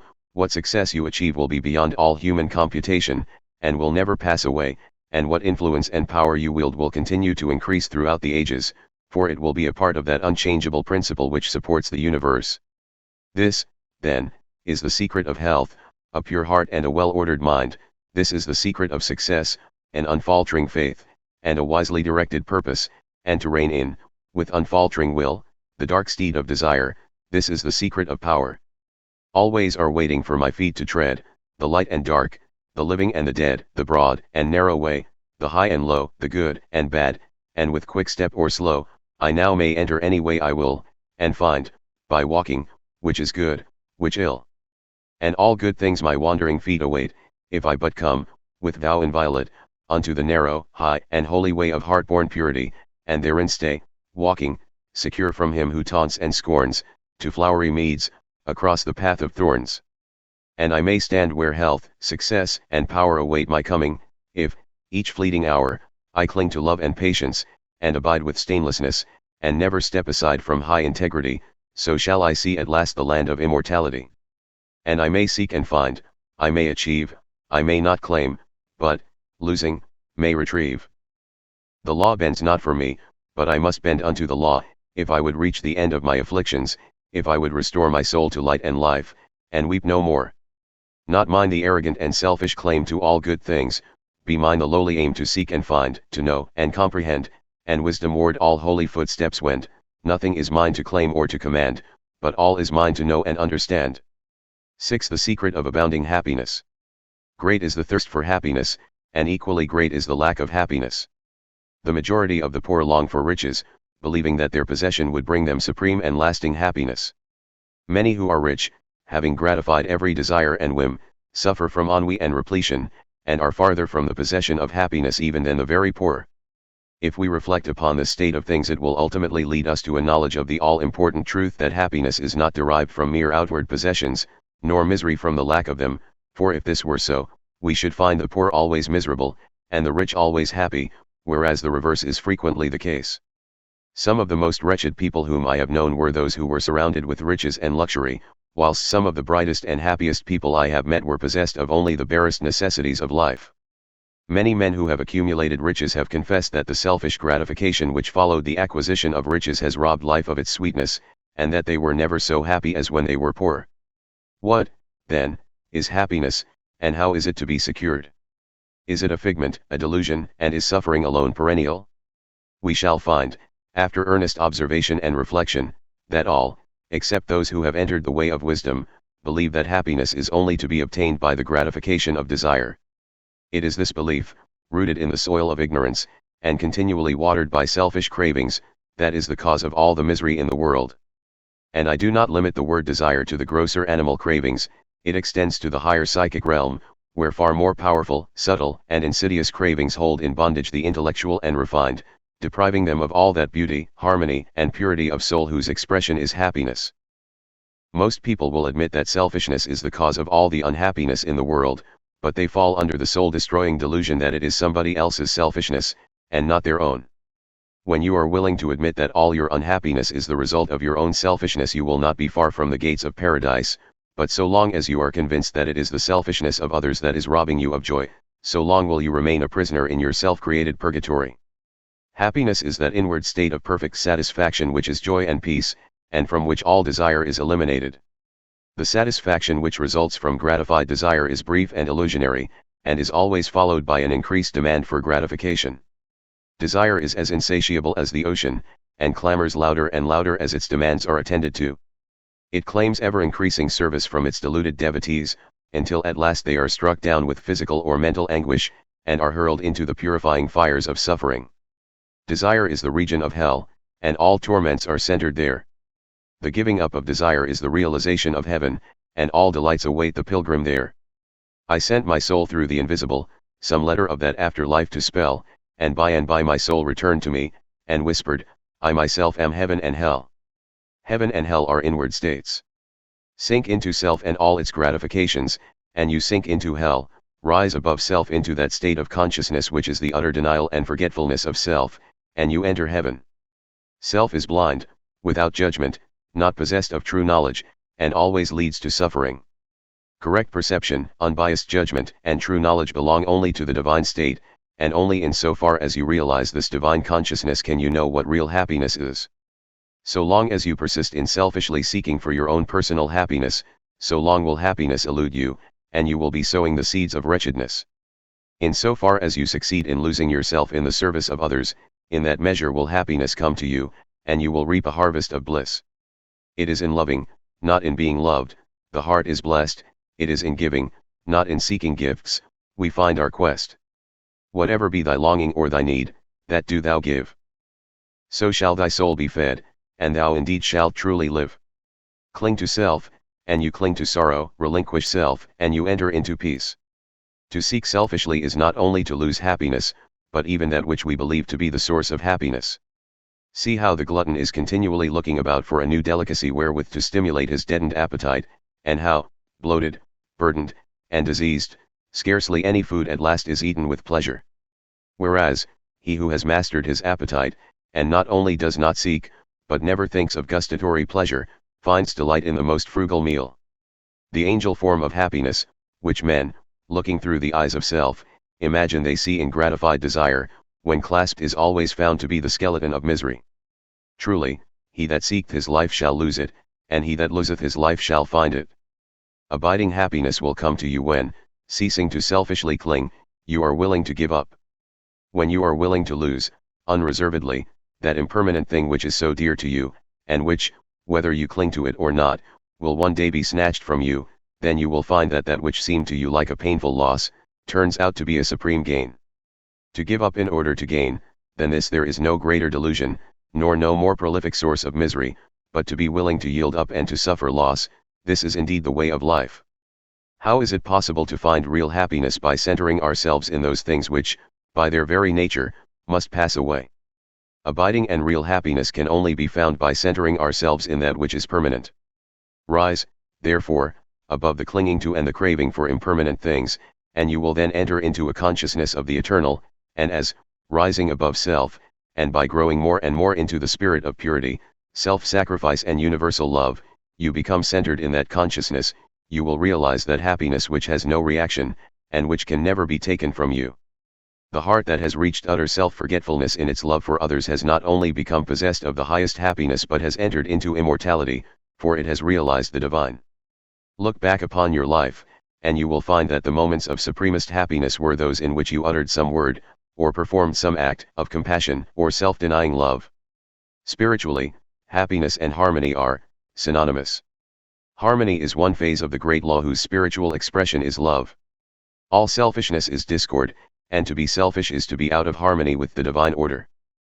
As we realize that all-embracing love which is the negation of self, we put ourselves in harmony with the divine music, the universal song, and that ineffable melody which is true happiness becomes our own.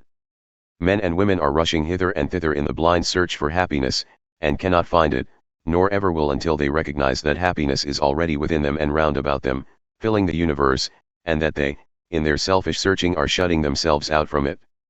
I followed happiness to make her mine, past towering oak and swinging ivy vine. She fled, I chased, o'er slanting hill and dale, o'er fields and meadows, in the purpling vale, pursuing rapidly o'er dashing stream. I scaled the dizzy cliffs where eagles scream, I traversed swiftly every land and but always happiness eluded me. Exhausted, fainting, I pursued no more, but sank to rest upon a barren shore. One came and asked for food, and one for alms. I placed the bread and gold in bony palms. One came for sympathy, and one for rest, I shared with every needy one my best, when, oh, sweet happiness, with form divine, stood by me, whispering softly, I am thine. These beautiful lines of Burleigh's express the secret of all abounding happiness. Sacrifice the personal and transient, and you rise at once into the impersonal and permanent. Give up that narrow cramped self that seeks to render all things subservient to its own petty interests, and you will enter into the company of the angels, into the very heart and essence of universal love. Forget yourself entirely in the sorrows of others and in ministering to others, and divine happiness will emancipate you from all sorrow and suffering.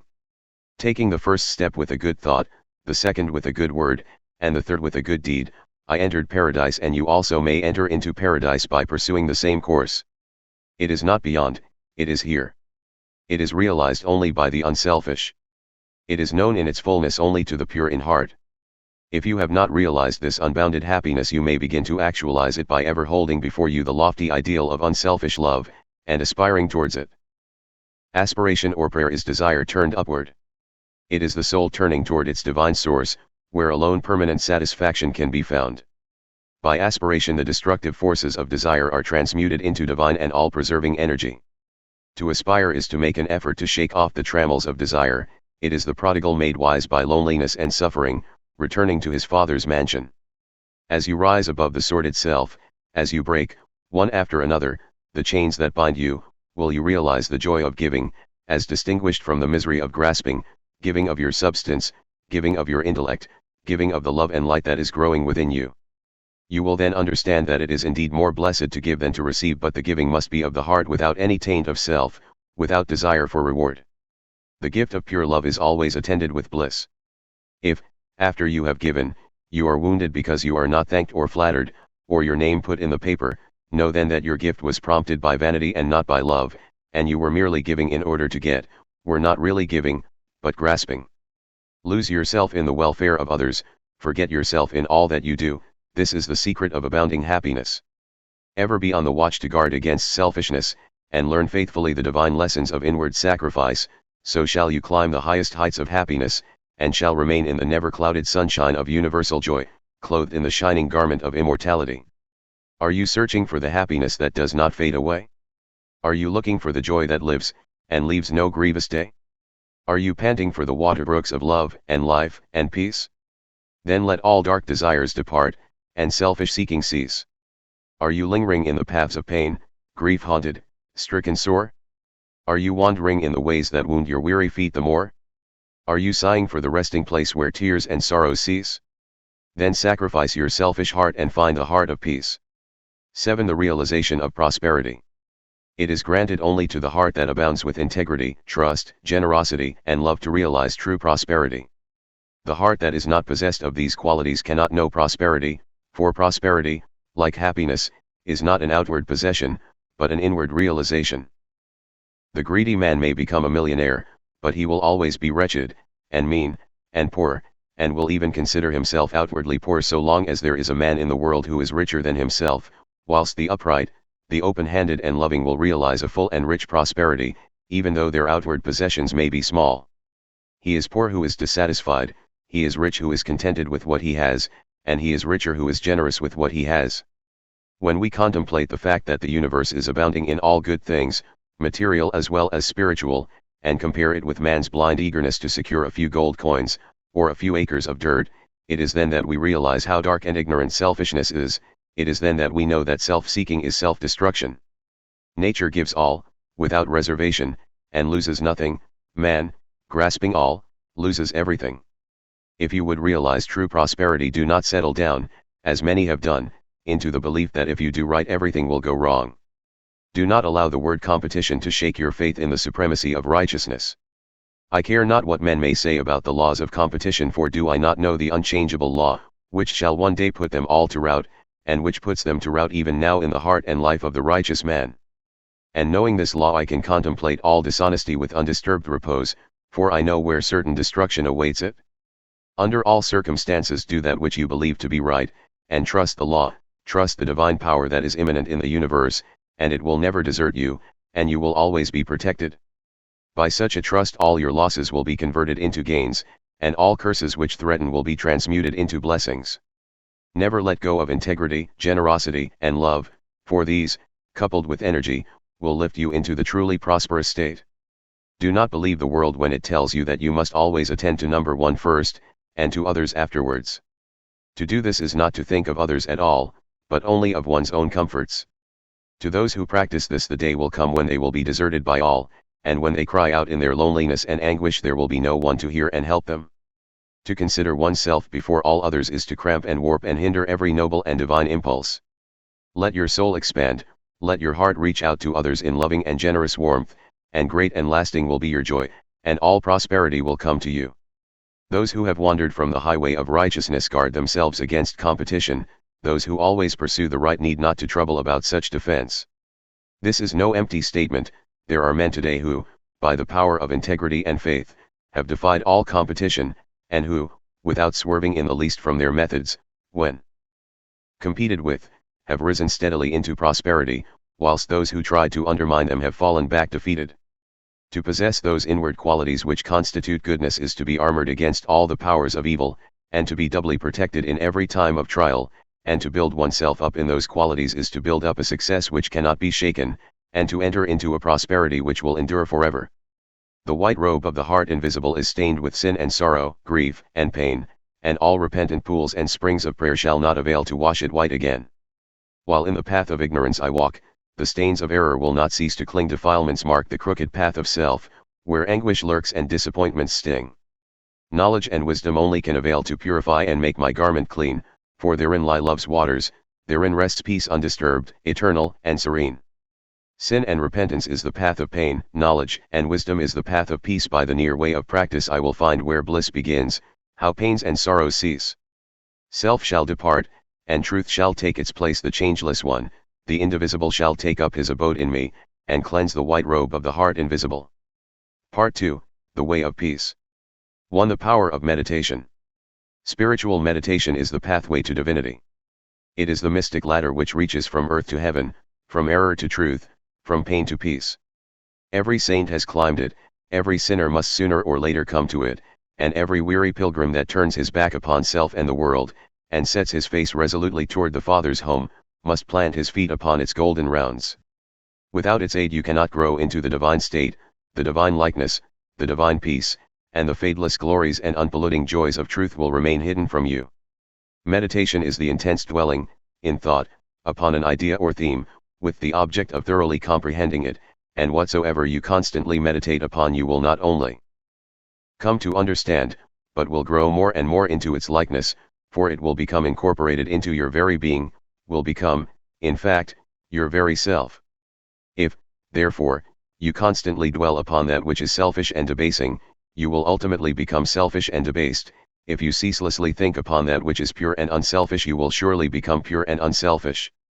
Tell me what that is upon which you most frequently and intensely think, that to which, in your silent hours, your soul most naturally turns, and I will tell you to what place of pain or peace you are traveling, and whether you are growing into the likeness of the divine or the bestial. There is an unavoidable tendency to become literally the embodiment of that quality upon which one most constantly thinks. Let, therefore, the object of your meditation be above and not below, so that every time you revert to it in thought you will be lifted up.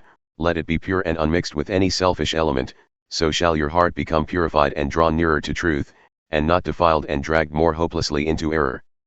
Meditation, in the spiritual sense in which I am now using it, is the secret of all growth in spiritual life and knowledge. Every prophet, sage, and savior became such by the power of meditation. Buddha meditated upon the truth until he could say, I am the truth. Jesus brooded upon the divine immanence until at last he could declare, I and my Father are one. Meditation centered upon divine realities is the very essence and soul of prayer. It is the silent reaching of the soul toward the eternal. Mere petitionary prayer without meditation is a body without a soul, and is powerless to lift the mind and heart above sin and affliction. If you are daily praying for wisdom, for peace, for loftier purity and a fuller realization of truth, and that for which you pray is still far from you, it means that you are praying for one thing while living out in thought and act another. If you will cease from such waywardness, taking your mind off those things the selfish clinging to which debars you from the possession of the stainless realities for which you pray, if you will no longer ask God to grant you that which you do not deserve, or to bestow upon you that love and compassion which you refuse to bestow upon others, but will commence to think and act in the spirit of truth, you will day by day be growing into those realities, so that ultimately you will become one with them. He who would secure any worldly advantage must be willing to work vigorously for it, and he would be foolish indeed who, waiting with folded hands, expected it to come to him for the mere asking.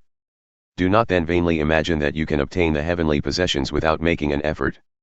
Only when you commence to work earnestly in the kingdom of truth will you be allowed to partake of the bread of life, and when you have, by patient and uncomplaining effort, earned the spiritual wages for which you ask, they will not be withheld from you. If you really seek truth, and not merely your own gratification, if you love it above all worldly pleasures and gains, more, even, than happiness itself, you will be willing to make the effort necessary for its achievement. If you would be freed from sin and sorrow, if you would taste of that spotless purity for which you sigh and pray, if you would realize wisdom and knowledge, and would enter into the possession of profound and abiding peace, come now and enter the path of meditation, and let the supreme object of your meditation be truth. At the outset, meditation must be distinguished from idle reverie. There is nothing dreamy and unpractical about it. It is a process of searching and uncompromising thought which allows nothing to remain but the simple and naked truth. Thus meditating you will no longer strive to build yourself up in your prejudices, but, forgetting self, you will remember only that you are seeking the truth. And so you will remove, one by one, the errors which you have built around yourself in the past, and will patiently wait for the revelation of truth which will come when your errors have been sufficiently removed. In the silent humility of your heart you will realize that there is an inmost center in us all where truth abides in fullness, and around, wall upon wall, the gross flesh hems it in, this perfect, clear perception, which is truth, a baffling and perverting carnal mesh blinds it, and makes all error, and to know, rather consists in opening out a way whence the imprisoned splendor may escape, than in effecting entry for a light supposed to be without. Select some portion of the day in which to meditate, and keep that period sacred to your purpose. The best time is the very early morning when the spirit of repose is upon everything. All natural conditions will then be in your favor, the passions, after the long bodily fast of the night, will be subdued, the excitements and worries of the previous day will have died away, and the mind, strong and yet restful, will be receptive to spiritual instruction. Indeed, one of the first efforts you will be called upon to make will be to shake off lethargy and indulgence, and if you refuse you will be unable to advance, for the demands of the spirit are imperative. To be spiritually awakened is also to be mentally and physically awakened. The sluggard and the self-indulgent can have no knowledge of truth. He who, possessed of health and strength, wastes the calm, precious hours of the silent morning in drowsy indulgence is totally unfit to climb the heavenly heights. He whose awakening consciousness has become alive to its lofty possibilities, who is beginning to shake off the darkness of ignorance in which the world is enveloped, rises before the stars have ceased their vigil, and, grappling with the darkness within his soul, strives, by holy aspiration, to perceive the light of truth while the unawakened world dreams on. The heights by great men reached and kept, were not attained by sudden flight, but they, while their companions slept, were toiling upward in the night. No saint, no holy man, no teacher of truth ever lived who did not rise early in the morning.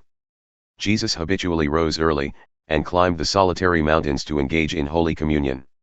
Buddha always rose an hour before sunrise and engaged in meditation, and all his disciples were enjoined to do the same. If you have to commence your daily duties at a very early hour, and are thus debarred from giving the early morning to systematic meditation, try to give an hour at night, and should this, by the length and laboriousness of your daily task be denied you, you need not despair, for you may turn your thoughts upward in holy meditation in the intervals of your work, or in those few idle minutes which you now waste in aimlessness, and should your work be of that kind which becomes by practice automatic, you may meditate while engaged upon it. That eminent Christian saint and philosopher, Jacob Boehme, realized his vast knowledge of divine things whilst working long hours as a shoemaker. In every life there is time to think, and the busiest, the most laborious is not shut out from aspiration and meditation. Spiritual meditation and self-discipline are inseparable. You will, therefore, commence to meditate upon yourself so as to try and understand yourself, for, remember, the great object you will have in view will be the complete removal of all your errors in order that you may realize truth. You will begin to question your motives, thoughts, and acts, comparing them with your ideal, and endeavoring to look upon them with a calm and impartial eye. In this manner you will be continually gaining more of that mental and spiritual equilibrium without which men are but helpless straws upon the ocean of life. If you are given to hatred or anger, you will meditate upon gentleness and forgiveness, so as to become acutely alive to a sense of your harsh and foolish conduct. You will then begin to dwell in thoughts of love, of gentleness, of abounding forgiveness, and as you overcome the lower by the higher, there will gradually, silently steal into your heart a knowledge of the divine law of love with an understanding of its bearing upon all the intricacies of life and conduct. And in applying this knowledge to your every thought, word, and act, you will grow more and more gentle, more and more loving, more and more divine. And thus with every error, every selfish desire, every human weakness, by the power of meditation is it overcome, and as each sin, each error is thrust out, a fuller and clearer measure of the light of truth illumines the pilgrim soul.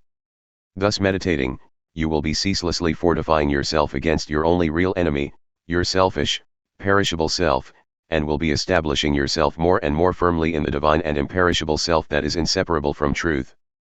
The direct outcome of your meditations will be a calm, spiritual strength which will be your stay and resting place in the struggle of life.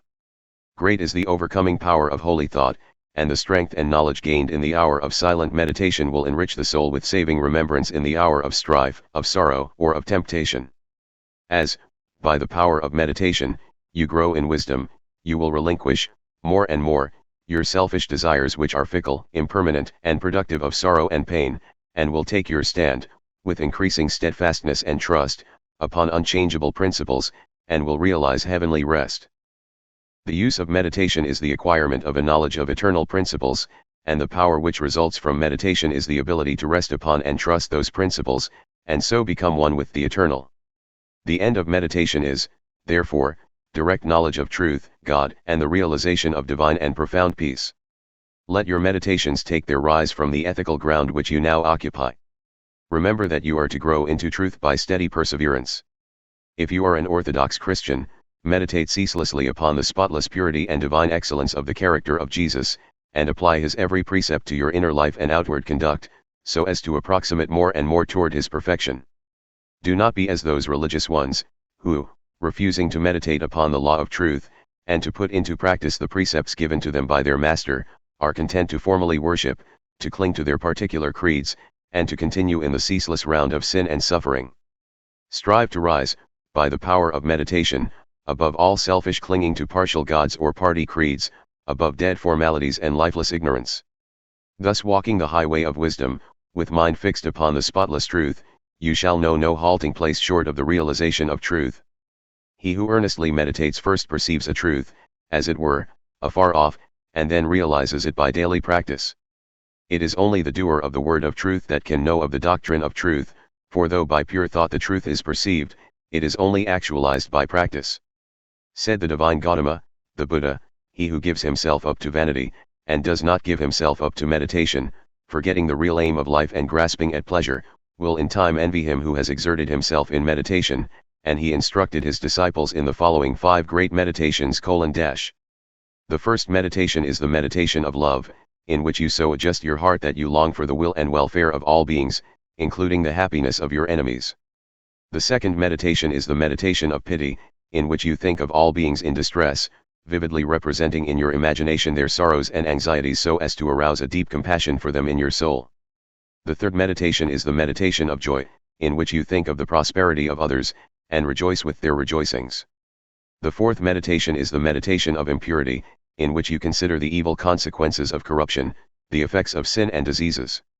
How trivial often the pleasure of the moment, and how fatal its consequences.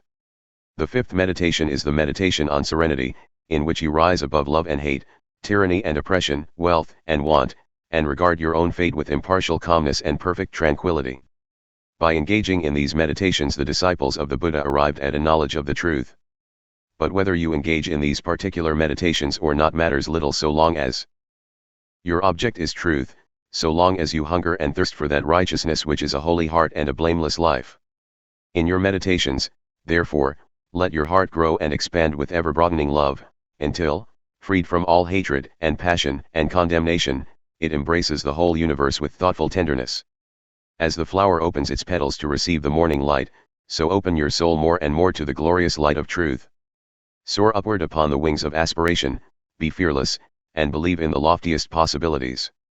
Believe that a life of absolute meekness is possible, believe that a life of stainless purity is possible, believe that a life of perfect holiness is possible, believe that the realization of the highest truth is possible. He who so believes, climbs rapidly the heavenly hills, whilst the unbelievers continue to grope darkly and painfully in the fog-bound valleys. So believing, so aspiring, so meditating, divinely sweet and beautiful will be your spiritual experiences, and glorious the revelations that will enrapture your inward vision. As you realize the divine love, the divine justice, the divine purity, the perfect law of good, or God, great will be your bliss and deep your peace. Old things will pass away, and all things will become new. The veil of the material universe, so dense and impenetrable to the eye of error, so thin and gauzy to the eye of truth, will be lifted and the spiritual universe will be revealed. Time will cease, and you will live only in eternity. Change and mortality will no more cause you anxiety and sorrow, for you will become established in the unchangeable, and will dwell in the very heart of immortality. Star of wisdom.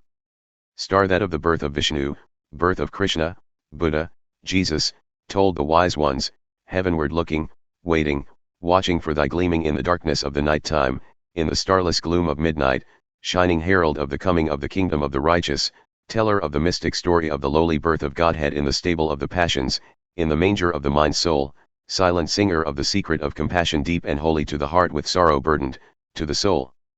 With waiting weary star of all surpassing brightness, thou again dost deck the midnight, thou again dost cheer the wise ones watching in the creedal darkness, weary of the endless battle with the grinding blades of error, tired of lifeless, useless idols. Of the dead forms of religions, spent with watching for thy shining, thou hast ended their despairing, thou hast lighted up their pathway, thou hast brought again the old truths to the hearts of all thy watchers, to the souls of them that love thee thou dost speak of joy and gladness, of the peace that comes of sorrow. Blessed are they that can see thee, weary wanderers in the night time, blessed they who feel the throbbing, in their bosoms feel the pulsing of a deep love stirred within them by the great power of thy shining. Let us learn thy lesson truly, learn it faithfully and humbly, learn it meekly, wisely, gladly, ancient star of holy Vishnu, light of Krishna, Buddha, Jesus. To the two masters, self and truth. Upon the battlefield of the human soul two masters are ever contending for the crown of supremacy, for the kingship and dominion of the heart, the master of self, called also the prince of this world, and the master of truth, called also the Father God. The master self is that rebellious one whose weapons are passion, pride, avarice, vanity, self-will, implements of darkness. The master truth is that meek and lowly one whose weapons are gentleness, patience, purity, sacrifice, humility, love, instruments of light. In every soul the battle is waged, and as a soldier cannot engage at once in two opposing armies, so every heart is enlisted either in the ranks of self or of truth. There is no half and half course, there is self and there is truth, where self is, truth is not, where truth is, self is not. Thus spake Buddha, the teacher of truth, and Jesus, the manifested Christ, declared that no man can serve two masters, for either he will hate the one and love the other, or else he will hold to the one, and despise the other. Ye cannot serve God and mammon. Truth is so simple, so absolutely undeviating and uncompromising that it admits of no complexity, no turning, no qualification. Self is ingenious, crooked, and, governed by subtle and snaky desire, admits of endless turnings and qualifications, and the deluded worshippers of self vainly imagine that they can gratify every worldly desire, and at the same time possess the truth.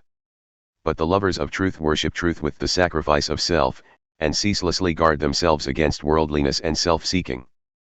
Do you seek to know and to realize truth? Then you must be prepared to sacrifice, to renounce to the uttermost, for truth in all its glory can only be perceived and known when the last vestige of self has disappeared. The eternal Christ declared that he who would be his disciple must deny himself daily. Are you willing to deny yourself, to give up your lusts, your prejudices, your opinions? If so, you may enter the narrow way of truth, and find that peace from which the world is shut out.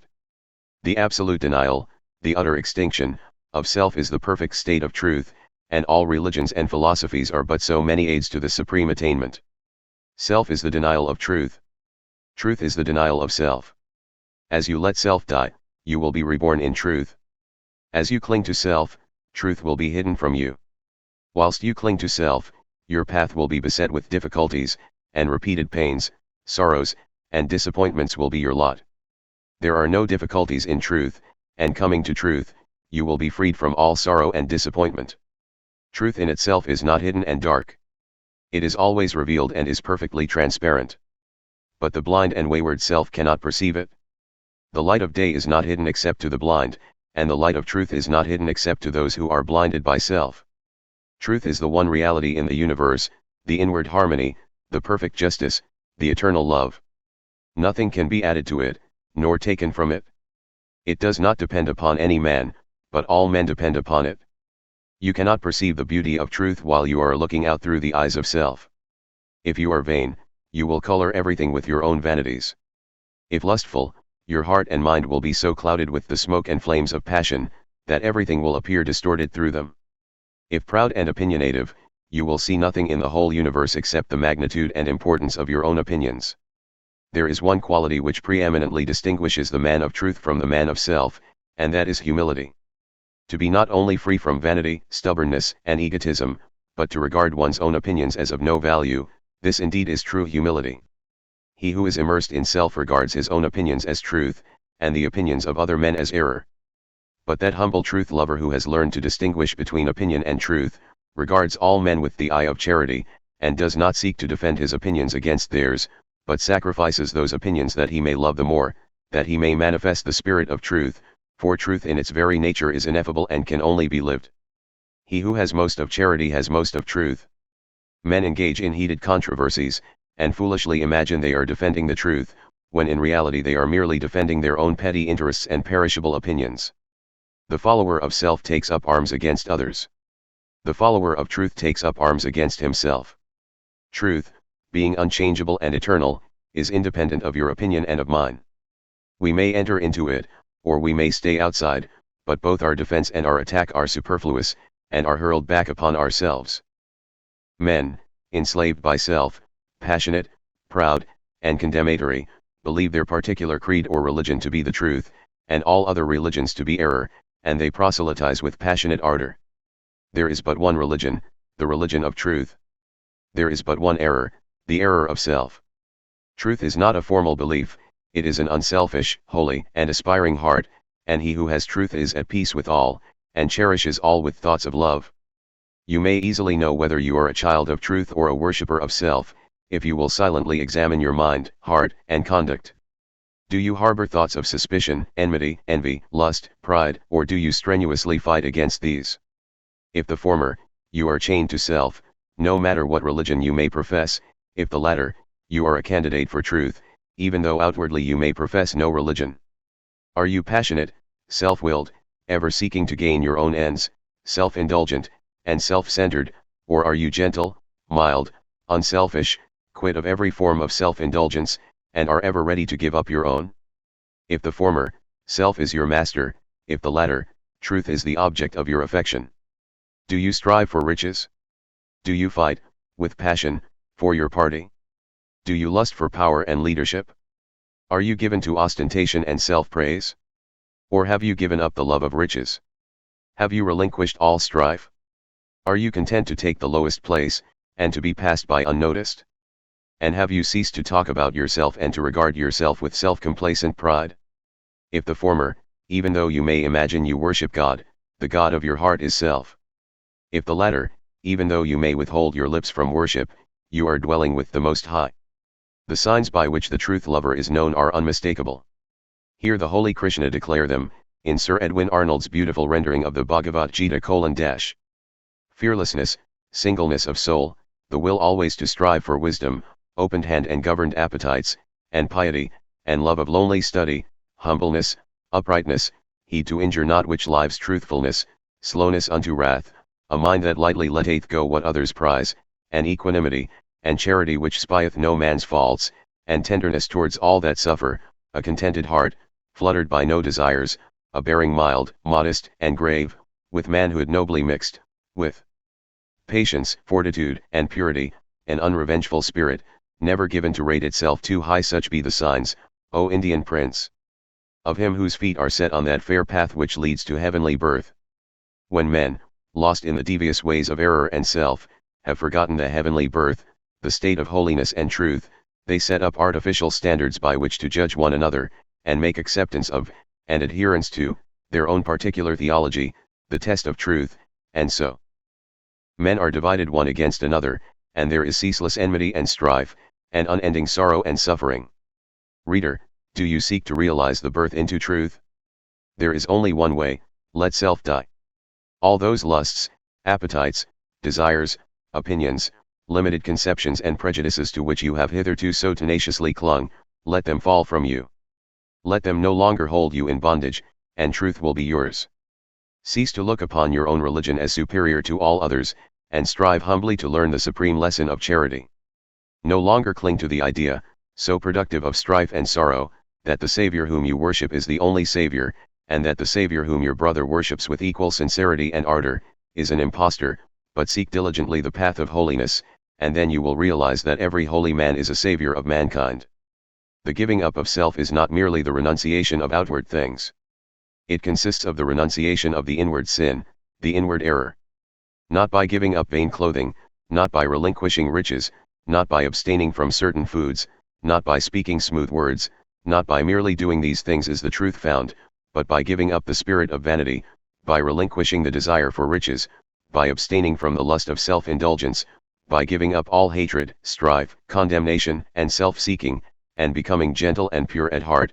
By doing these things is the truth found.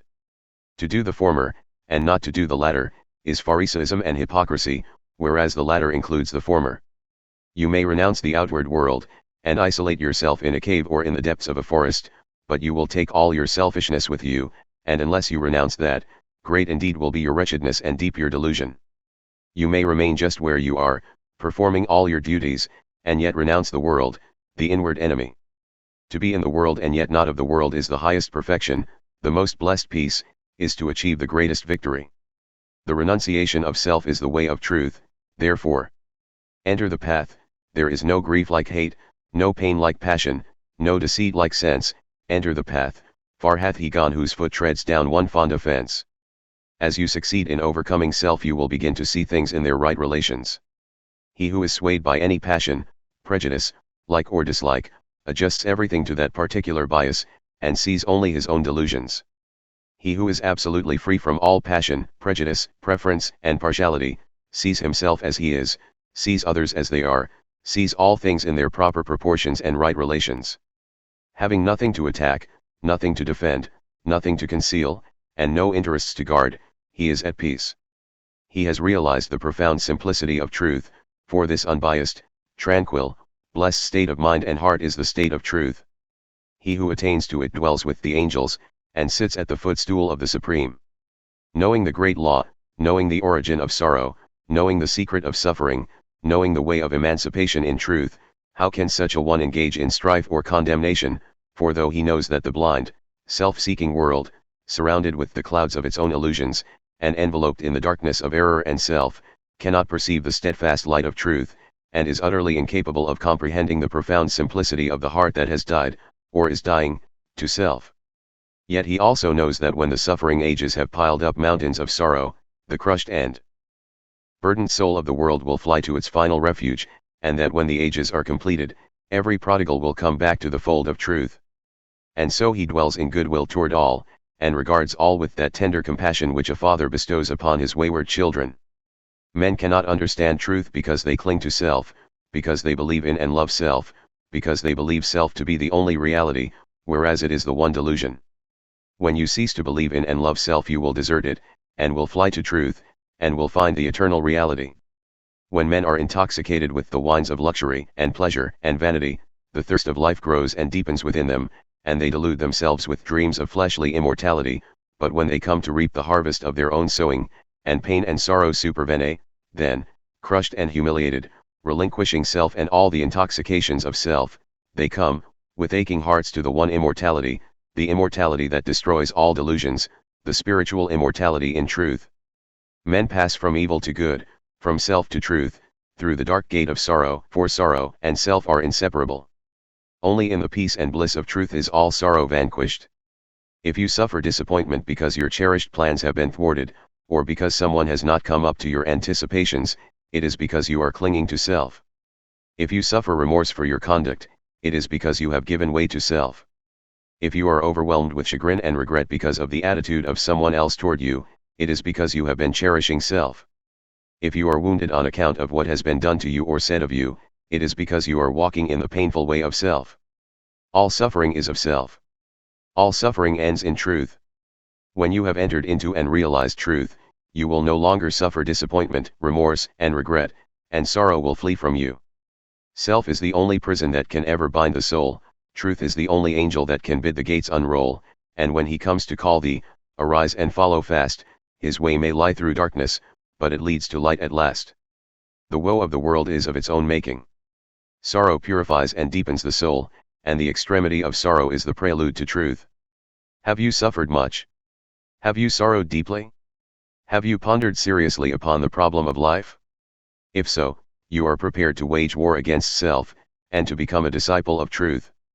The intellectual who do not see the necessity for giving up self, frame endless theories about the universe, and call them truth, but do thou pursue that direct line of conduct which is the practice of righteousness, and thou wilt realize the truth which has no place in theory, and which never changes. Cultivate your heart. Water it continually with unselfish love and deep-felt pity, and strive to shut out from it all thoughts and feelings which are not in accordance with love. Return good for evil, love for hatred, gentleness for ill-treatment, and remain silent when attacked. So shall you transmute all your selfish desires into the pure gold of love, and self will disappear in truth. So will you walk blamelessly among men, yoked with the easy yoke of lowliness, and clothed with the divine garment of humility. O come, weary brother. Thy struggling and striving end thou in the heart of the Master of Ruth, across self's drear desert why wilt thou be driving, athirst for the quickening waters of truth? When here, by the path of thy searching and sinning, flows life's gladsome stream, lies love's oasis green. Come, turn thou and rest, know the end and beginning, the sought and the searcher, the seer and seen. Thy master sits not in the unapproached mountains, nor dwells in the mirage which floats on the air, nor shalt thou discover his magical fountains in pathways of sand that encircle despair. In selfhood's dark desert cease wearily seeking the odorous tracks of the feet of thy king, and if thou wouldst hear the sweet sound of his speaking, be deaf to all voices that emptily sing. Flee the vanishing places, renounce all thou hast, leave all that thou lovest, and, naked and bare, thyself at the shrine of the innermost cast, the highest, the holiest, the changeless is there. Within, in the heart of the silence he dwelleth, leave sorrow and sin, leave thy wanderings sore, come bathe in his joy, whilst he, whispering, telleth thy soul what it seeketh, and wander no more. Then cease, weary brother, thy struggling and striving, find peace in the heart of the Master of Ruth. Across self's dark desert cease wearily driving, come, drink at the beautiful waters of truth. 3. The acquirement of spiritual power. The world is filled with men and women seeking pleasure, excitement, novelty, seeking ever to be moved to laughter or tears, not seeking strength, stability, and power, but courting weakness, and eagerly engaged in dispersing what power they have. Men and women of real power and influence are few, because few are prepared to make the sacrifice necessary to the acquirement of power, and fewer still are ready to patiently build up character. To be swayed by your fluctuating thoughts and impulses is to be weak and powerless, to rightly control and direct those forces is to be strong and powerful. Men of strong animal passions have much of the ferocity of the beast, but this is not power. The elements of power are there, but it is only when this ferocity is tamed and subdued by the higher intelligence that real power begins, and men can only grow in power by awakening themselves to higher and ever higher states of intelligence and consciousness. The difference between a man of weakness and one of power lies not in the strength of the personal will, for the stubborn man is usually weak and foolish, but in that focus of consciousness which represents their states of knowledge. The pleasure seekers, the lovers of excitement, the hunters after novelty, and the victims of impulse and hysterical emotion lack that knowledge of principles which gives balance, stability, and influence. A man commences to develop power when, checking his impulses and selfish inclinations, he falls back upon the higher and calmer consciousness within him, and begins to steady himself upon a principle. The realization of unchanging principles in consciousness is at once the source and secret of the highest power. When, after much searching, and suffering, and sacrificing, the light of an eternal principle dawns upon the soul, a divine calm ensues and joy unspeakable gladdens the heart. He who has realized such a principle ceases to wander, and remains poised and self-possessed. He ceases to be passion's slave, and becomes a master builder in the temple of destiny. The man that is governed by self, and not by a principle, changes his front when his selfish comforts are threatened. Deeply intent upon defending and guarding his own interests, he regards all means as lawful that will subserve that end. He is continually scheming as to how he may protect himself against his enemies, being too self-centered to perceive that he is his own enemy. Such a man's work crumbles away, for it is divorced from truth and power. All effort that is grounded upon self, perishes, only that work endures that is built upon an indestructible principle. The man that stands upon a principle is the same calm, dauntless, self-possessed man under all circumstances. When the hour of trial comes, and he has to decide between his personal comforts and truth, he gives up his comforts and remains firm. Even the prospect of torture and death cannot alter or deter him. The man of self regards the loss of his wealth, his comforts, or his life as the greatest calamities which can befall him. The man of principle looks upon these incidents as comparatively insignificant, and not to be weighed with loss of character, loss of truth. To desert truth is, to him, the only happening which can really be called a calamity. It is the hour of crisis which decides who are the minions of darkness, and who the children of light. It is the epoch of threatening disaster, ruin, and persecution which divides the sheep from the goats, and reveals to the reverential gaze of succeeding ages the men and women of power. It is easy for a man, so long as he is left in the enjoyment of his possessions, to persuade himself that he believes in and adheres to the principles of peace, brotherhood, and universal love, but if, when his enjoyments are threatened, or he imagines they are threatened, he begins to clamor loudly for war, he shows that he believes in and stands upon, not peace, brotherhood, and love, but strife, selfishness, and hatred. He who does not desert his principles when threatened with the loss of every earthly thing, even to the loss of reputation and life, is the man of power, is the man whose every word and work endures, is the man whom the afterworld honors, reveres, and worships. Rather than desert that principle of divine love on which he rested, and in which all his trust was placed, Jesus endured the utmost extremity of agony and deprivation, and today the world prostrates itself at his pierced feet in rapt adoration. There is no way to the acquirement of spiritual power except by that inward illumination and enlightenment which is the realization of spiritual principles, and those principles can only be realized by constant practice and application. Take the principle of divine love, and quietly and diligently meditate upon it with the object of arriving at a thorough understanding of it. Bring its searching light to bear upon all your habits, your actions, your speech and intercourse with others, your every secret thought and desire. As you persevere in this course, the divine love will become more and more perfectly revealed to you, and your own shortcomings will stand out in more and more vivid contrast, spurring you on to renewed endeavor, and having once caught a glimpse of the incomparable majesty of that imperishable principle, you will never again rest in your weakness, your selfishness, your imperfection, but will pursue that love until you have relinquished every discordant element, and have brought yourself into perfect harmony with it. And that state of inward harmony is spiritual power.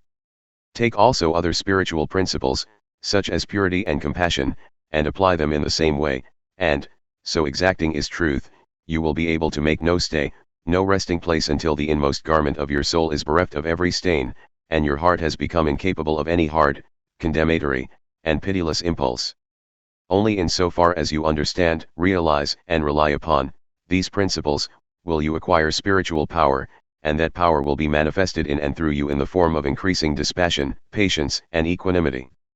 Dispassion argues superior self-control, sublime patience is the very hallmark of divine knowledge, and to retain an unbroken calm amid all the duties and distractions of life, marks off the man of power. It is easy in the world to live after the world's opinion, it is easy in solitude to live after our own, but the great man is he who in the midst of the crowd keeps with perfect sweetness the independence of solitude. Some mystics hold that perfection in dispassion is the source of that power by which miracles, so-called, are performed, and truly he who has gained such perfect control of all his interior forces that no shock, however great, can for one moment unbalance him, must be capable of guiding and directing those forces with a master hand. To grow in self-control, in patience, in equanimity, is to grow in strength and power, and you can only thus grow by focusing your consciousness upon a principle. As a child, after making many and vigorous attempts to walk unaided, at last succeeds, after numerous falls, in accomplishing this, so you must enter the way of power by first attempting to stand alone. Break away from the tyranny of custom, tradition, conventionality, and the opinions of others, until you succeed in walking lonely and erect among men. Rely upon your own judgment, be true to your own conscience, follow the light that is within you. All outward lights are so many will-o'-the-wisps. There will be those who will tell you that you are foolish, that your judgment is faulty, that your conscience is all awry, and that the light within you is darkness, but heed them not. If what they say is true, the sooner you, as a searcher for wisdom, find it out the better, and you can only make the discovery by bringing your powers to the test. Therefore, pursue your course bravely. Your conscience is at least your own, and to follow it is to be a man, to follow the conscience of another is to be a slave.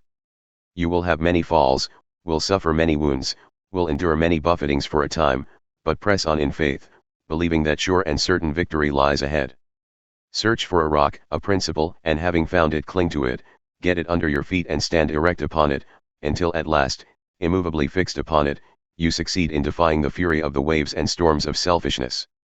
For selfishness in any and every form is dissipation, weakness, death.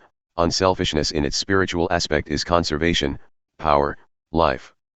As you grow in spiritual life, and become established upon principles, you will become as beautiful and as unchangeable as those principles, will taste of the sweetness of their immortal essence, and will realize the eternal and indestructible nature of the God within.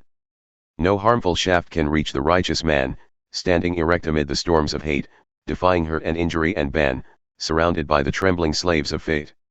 Majestic in the strength of silent power, serene he stands, nor changes not nor turns, patient and firm in suffering's darkest hour, time bends to him, and death and doom he spurns. Wrath's lurid lightnings round about him play, and hell's deep thunders roll about his head, yet heeds he not, for him they cannot slay who stands whence earth and time and space are fled. Sheltered by deathless love, what fear hath he? Armored in changeless truth, what can he know? Of loss and gain? Knowing eternity, he moves not whilst the shadows come and go. Call him immortal, call him truth and light and splendor of prophetic majesty, who bedeath thus amid the powers of night, clothed with the glory of divinity. For the realization of selfless love. It is said that Michelangelo saw in every rough block of stone a thing of beauty awaiting the master hand to bring it into reality. Even so, within each there reposes the divine image awaiting the master hand of faith and the chisel of patience to bring it into manifestation. And that divine image is revealed and realized as stainless, selfless love. Hidden deep in every human heart, though frequently covered up with a mass of hard and almost impenetrable accretions, is the spirit of divine love, whose holy and spotless essence is undying and eternal. It is the truth in man, it is that which belongs to the Supreme, that which is real and immortal. All else changes and passes away, this alone is permanent and imperishable, and to realize this love by ceaseless diligence in the practice of the highest righteousness, to live in it and to become fully conscious in it, is to enter into immortality here and now, is to become one with truth, one with God, one with the central heart of all things, and to know our own divine and eternal nature. To reach this love, to understand and experience it, one must work with great persistency and diligence upon his heart and mind, must ever renew his patience and keep strong his faith, for there will be much to remove, much to accomplish before the divine image is revealed in all its glorious beauty.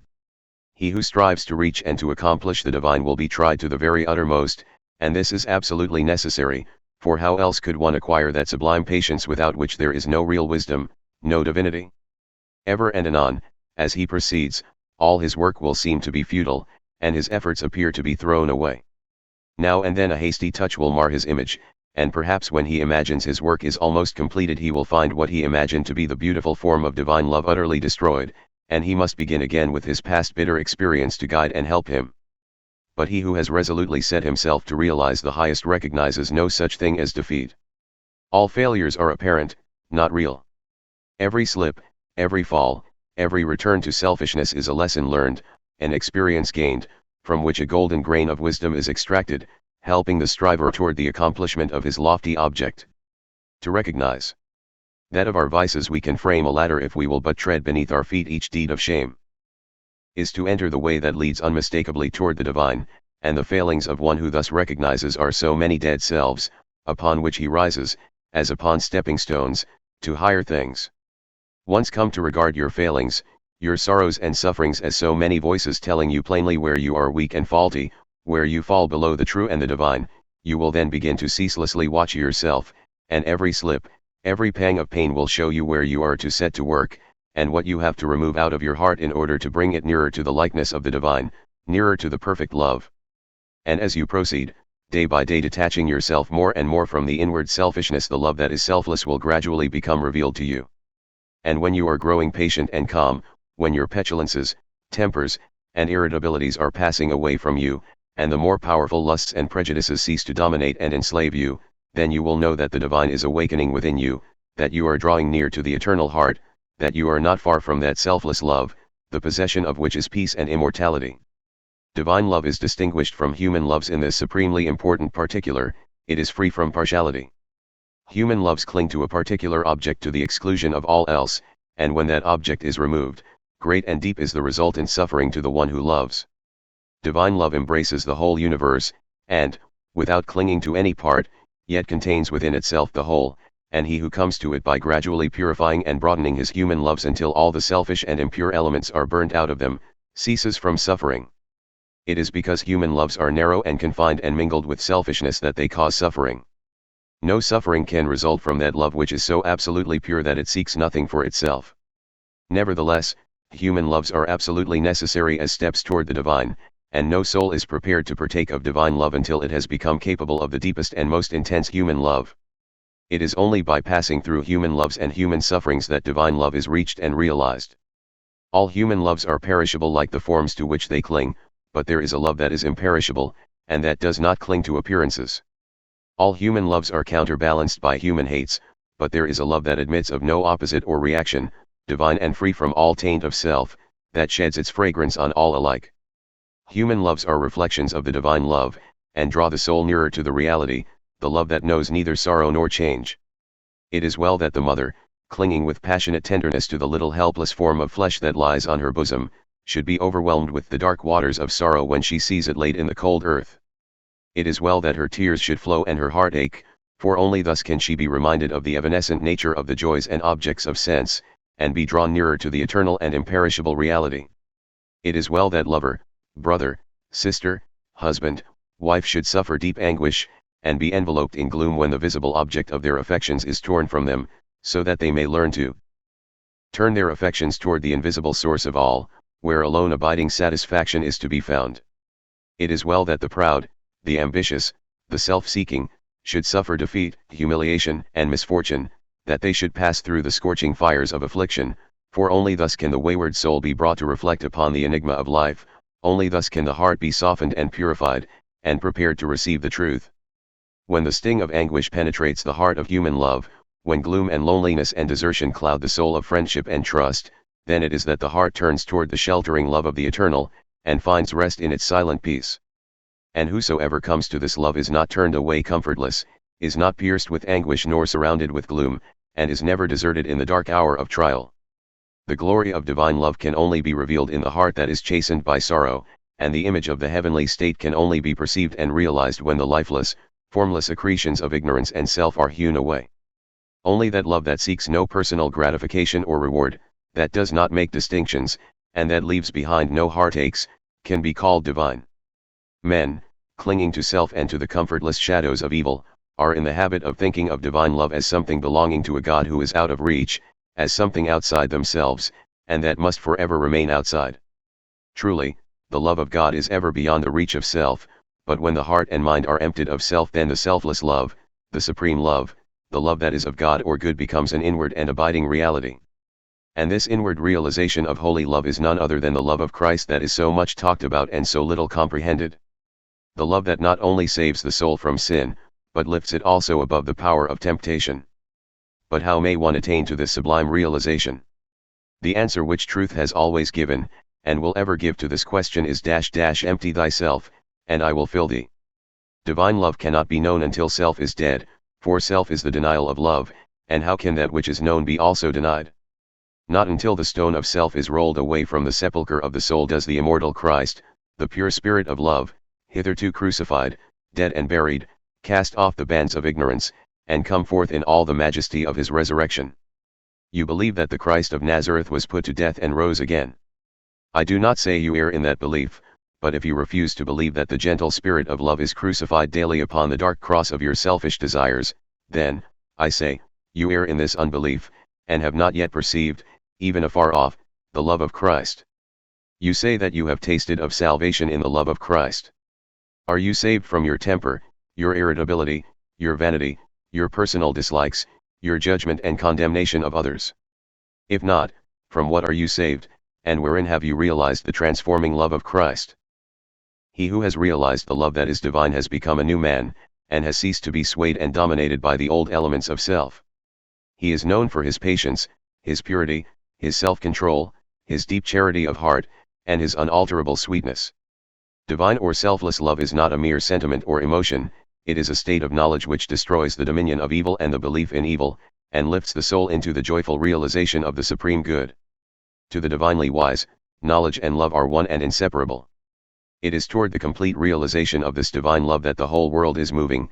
It was for this purpose that the universe came into existence, and every grasping at happiness, every reaching out of the soul toward objects, ideas, and ideals, is an effort to realize it.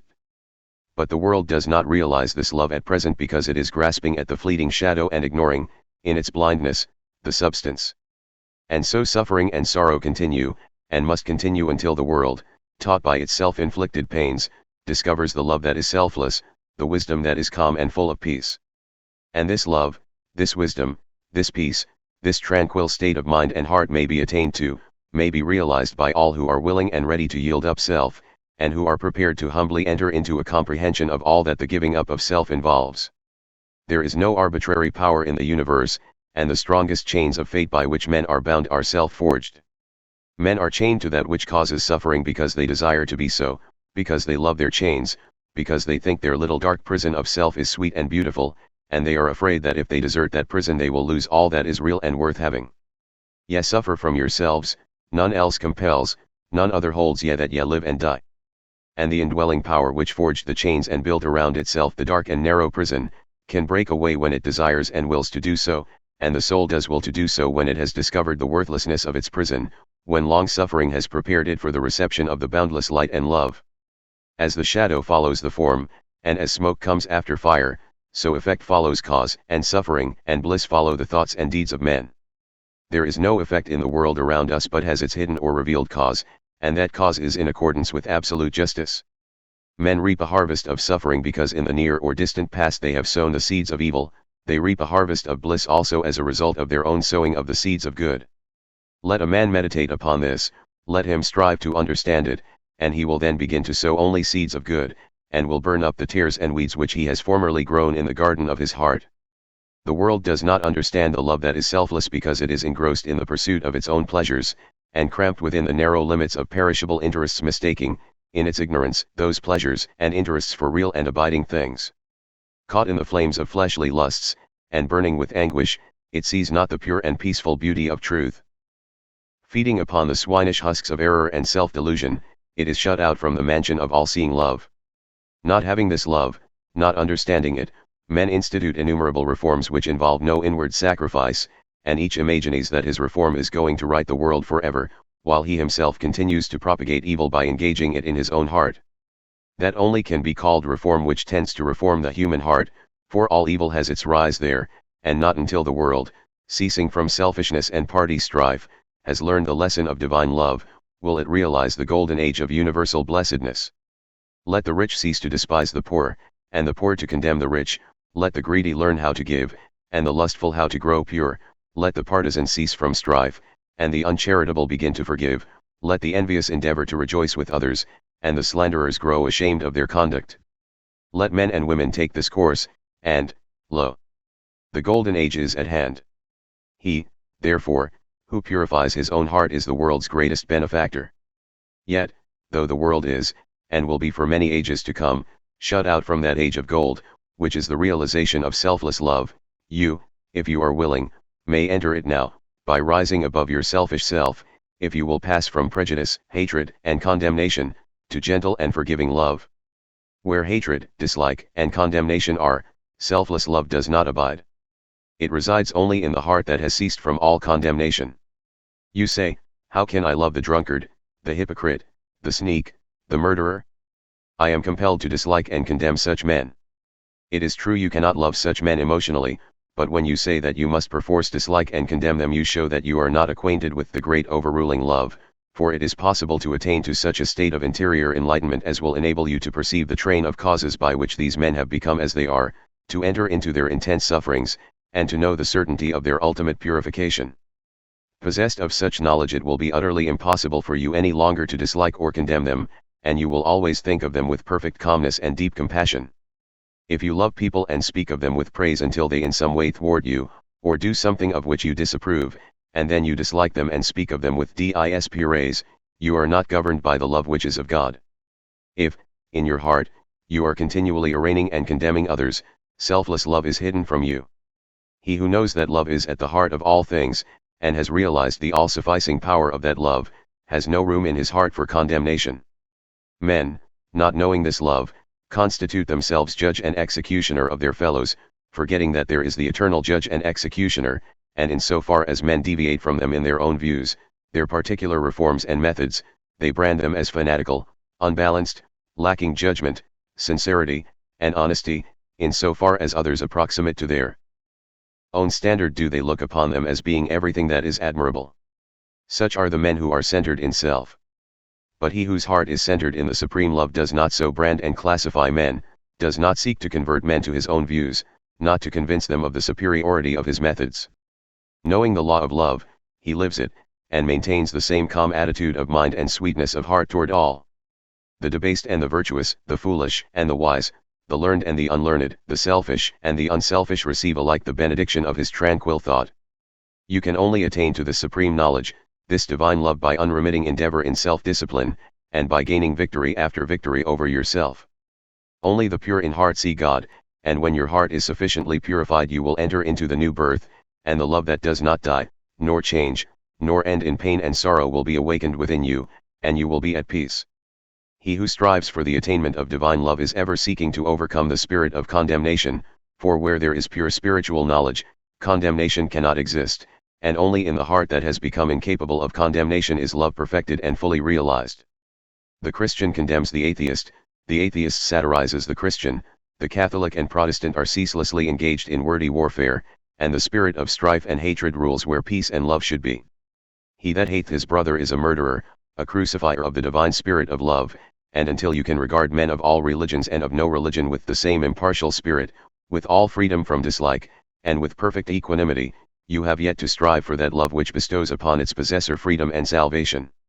The realization of divine knowledge, selfless love, utterly destroys the spirit of condemnation, disperses all evil, and lifts the consciousness to that height of pure vision where love, goodness, justice are seen to be universal, supreme, all-conquering, indestructible.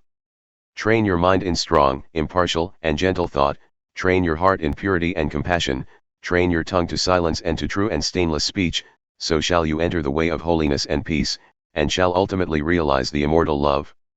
So living, without seeking to convert, you will convince, without arguing, you will teach, not cherishing ambition, the wise will find you out, and without striving to gain men's opinions, you will subdue their hearts.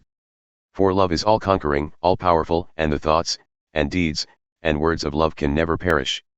To know that love is universal, supreme, all-sufficing, to be freed from the trammels of evil, to be quit of the inward unrest, to know that all men are striving to realize the truth each in his own way, to be satisfied, sorrowless, serene, this is peace, this is gladness, this is immortality, this is divinity, this is the realization of selfless love. I stood upon the shore, and saw the rocks resist the onslaught of the mighty sea. And when I thought how all the countless shocks they had withstood through an eternity, I said, to wear away the solid main the ceaseless efforts of the waves are vain. But when I thought how they the rocks had rent, and saw the sand and shingles at my feet, poor passive remnants of resistance spent, tumbled and tossed where they the waters meet, then saw I ancient landmarks neath the waves, and knew the waters held the stones their slaves. I saw the mighty work the waters wrought by patient softness and unceasing flow, how they the proudest promontory brought unto their feet, and massy hills laid low, how the soft drops the adamantine wall conquered at last, and brought it to its fall. And then I knew that hard, resisting sin should yield at last to love's soft ceaseless roll coming and going, ever flowing in upon the proud rocks of the human soul, that all resistance should be spent and past, and every heart yield unto it at last. 5. Entering into the infinite. From the beginning of time, man, in spite of his bodily appetites and desires, in the midst of all his clinging to earthly and impermanent things, has ever been intuitively conscious of the limited, transient, and illusionary nature of his material existence, and in his sane and silent moments has tried to reach out into a comprehension of the infinite, and has turned with tearful aspiration toward the restful reality of the eternal heart. While vainly imagining that the pleasures of earth are real and satisfying, pain and sorrow continually remind him of their unreal and unsatisfying nature. Ever striving to believe that complete satisfaction is to be found in material things, he is conscious of an inward and persistent revolt against this belief, which revolt is at once a refutation of his essential mortality, and an inherent and imperishable proof that only in the immortal, the eternal, the infinite can he find abiding satisfaction and unbroken peace. And here is the common ground of faith, here the root and spring of all religion, here the soul of brotherhood and the heart of love. That man is essentially and spiritually divine and eternal, and that, immersed in mortality and troubled with unrest, he is ever striving to enter into a consciousness of his real nature. The spirit of man is inseparable from the infinite, and can be satisfied with nothing short of the infinite, and the burden of pain will continue to weigh upon man's heart, and the shadows of sorrow to darken his pathway until, ceasing from his wanderings in the dream world of matter, he comes back to his home in the reality of the eternal. As the smallest drop of water detached from the ocean contains all the qualities of the ocean, so man, detached in consciousness from the infinite, contains within him its likeness, and as the drop of water must, by the law of its nature, ultimately find its way back to the ocean and lose itself in its silent depths, so must man, by the unfailing law of his nature, at last return to his source, and lose himself in the great ocean of the infinite. To re-become one with the infinite is the goal of man. To enter into perfect harmony with the eternal law is wisdom, love, and peace. But this divine state is, and must ever be, incomprehensible to the merely personal. Personality, separateness, selfishness are one and the same, and are the antithesis of wisdom and divinity. By the unqualified surrender of the personality, separateness and selfishness cease, and man enters into the possession of his divine heritage of immortality and infinity. Such surrender of the personality is regarded by the worldly and selfish mind as the most grievous of all calamities, the most irreparable loss, yet it is the one supreme and incomparable blessing, the only real and lasting gain. The mind unenlightened upon the inner laws of being, and upon the nature and destiny of its own life, clings to transient appearances, things which have in them no enduring substantiality, and so clinging, perishes, for the time being, amid the shattered wreckage of its own illusions. Men cling to and gratify the flesh as though it were going to last forever, and though they try to forget the nearness and inevitability of its dissolution, the dread of death and of the loss of all that they cling to clouds their happiest hours, and the chilling shadow of their own selfishness follows them like a remorseless spectre. And with the accumulation of temporal comforts and luxuries, the divinity within men is drugged, and they sink deeper and deeper into materiality, into the perishable life of the senses, and where there is sufficient intellect, theories concerning the immortality of the flesh come to be regarded as infallible truths.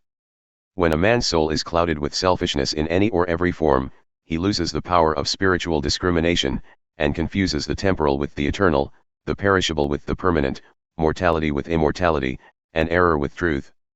It is thus that the world has come to be filled with theories and speculations having no foundation in human experience.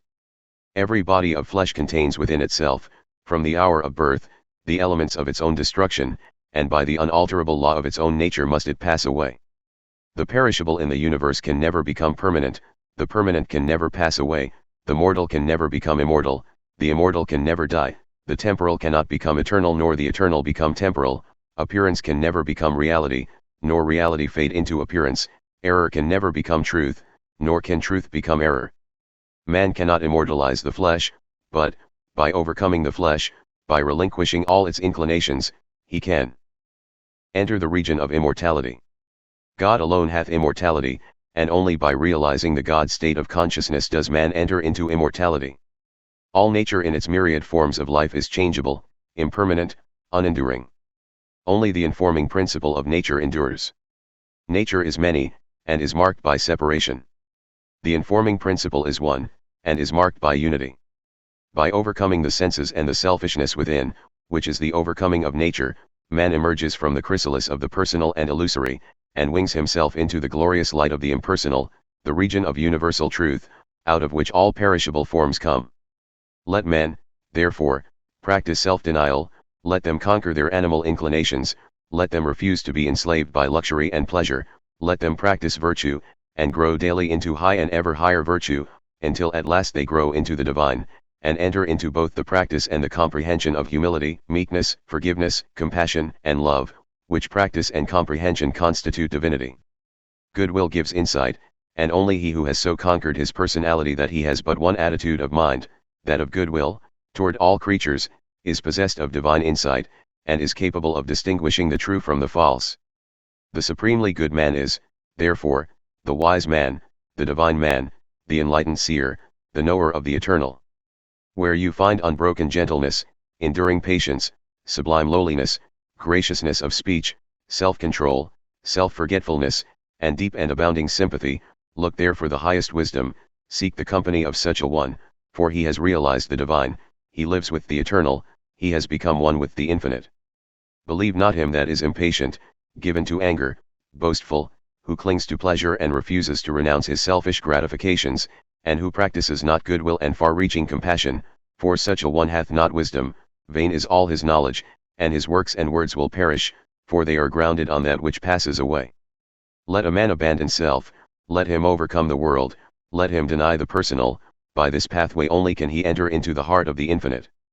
The world, the body, the personality are mirages upon the desert of time, transitory dreams in the dark night of spiritual slumber, and those who have crossed the desert, those who are spiritually awakened, have alone comprehended the universal reality where all appearances are dispersed and dreaming and delusion are destroyed.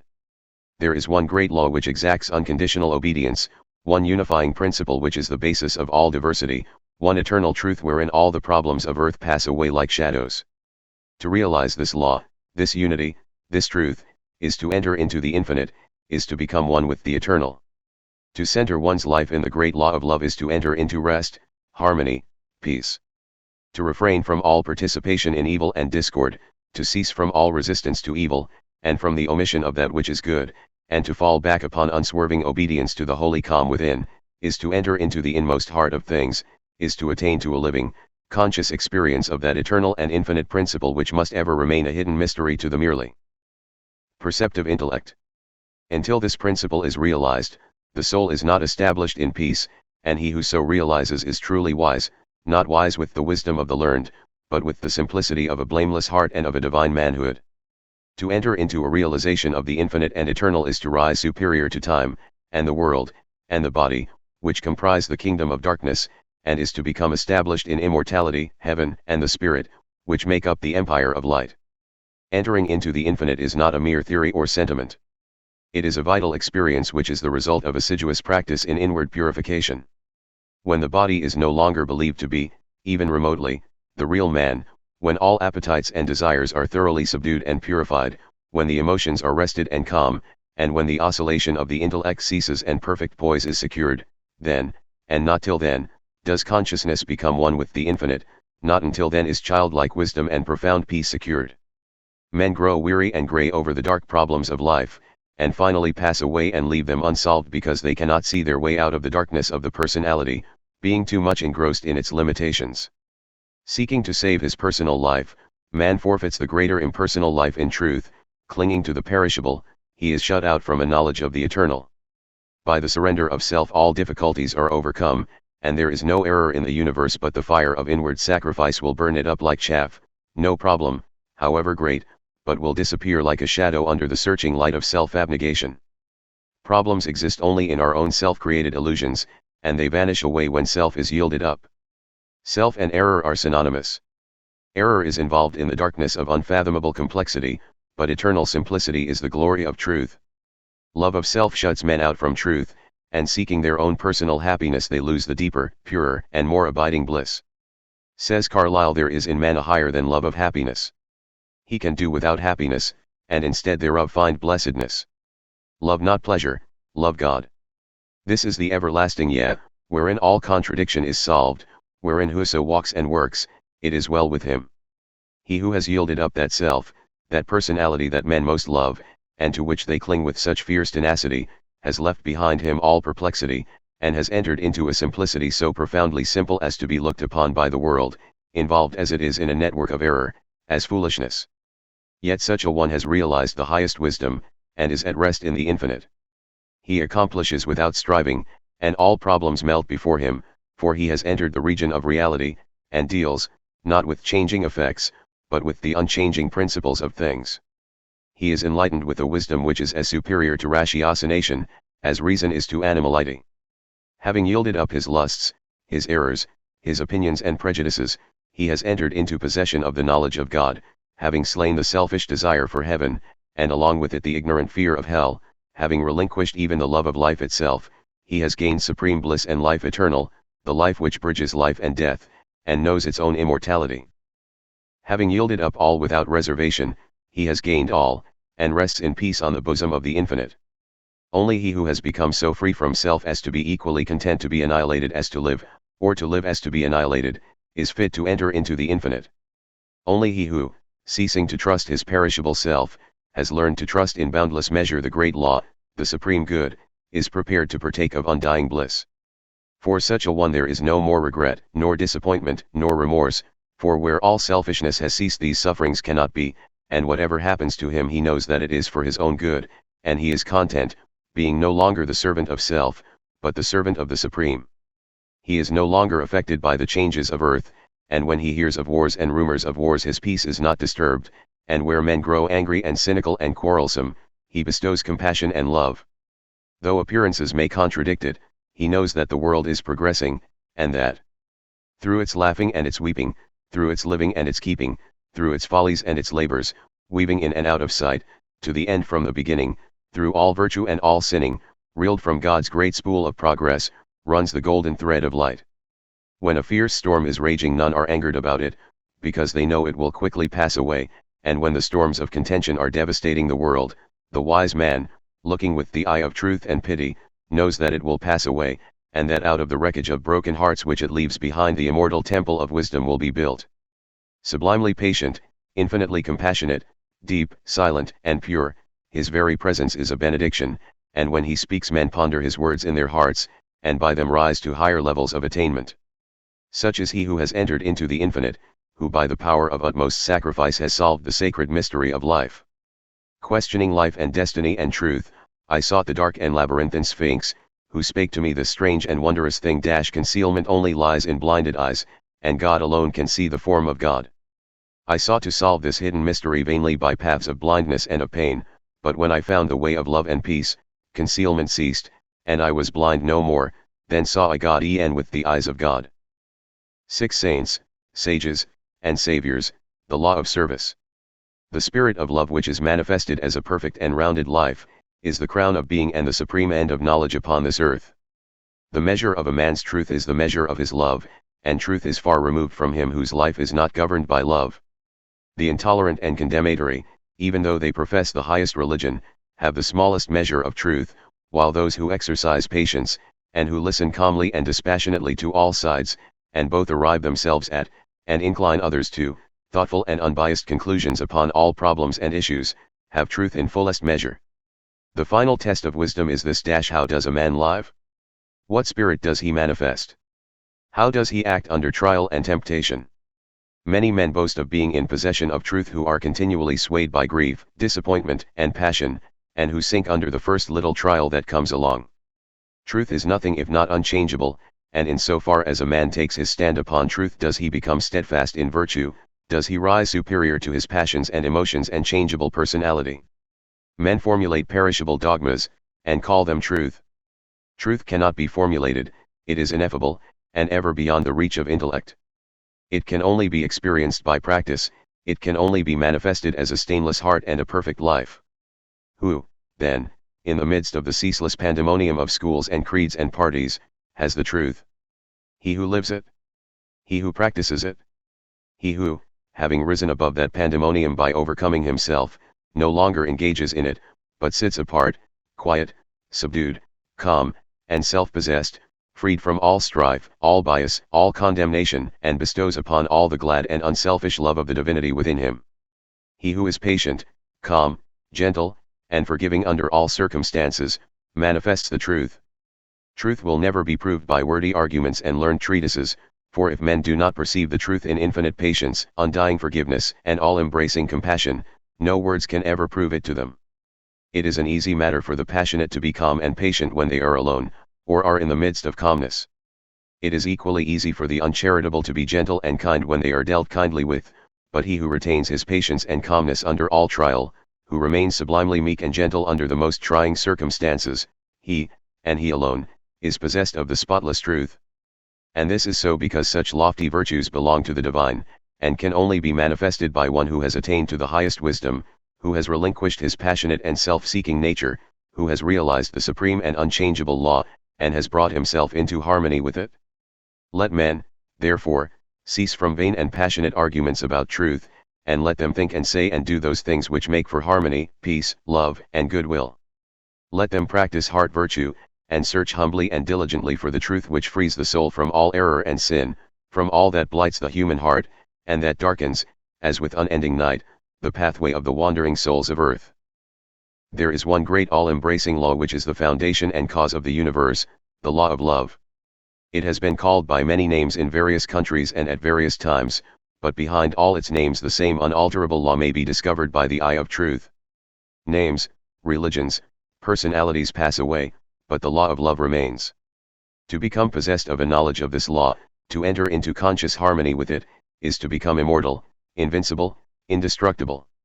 It is because of the effort of the soul to realize this law that men come again and again to live, to suffer, and to die, and when realized, suffering ceases, personality is dispersed, and the fleshly life and death are destroyed, for consciousness becomes one with the eternal.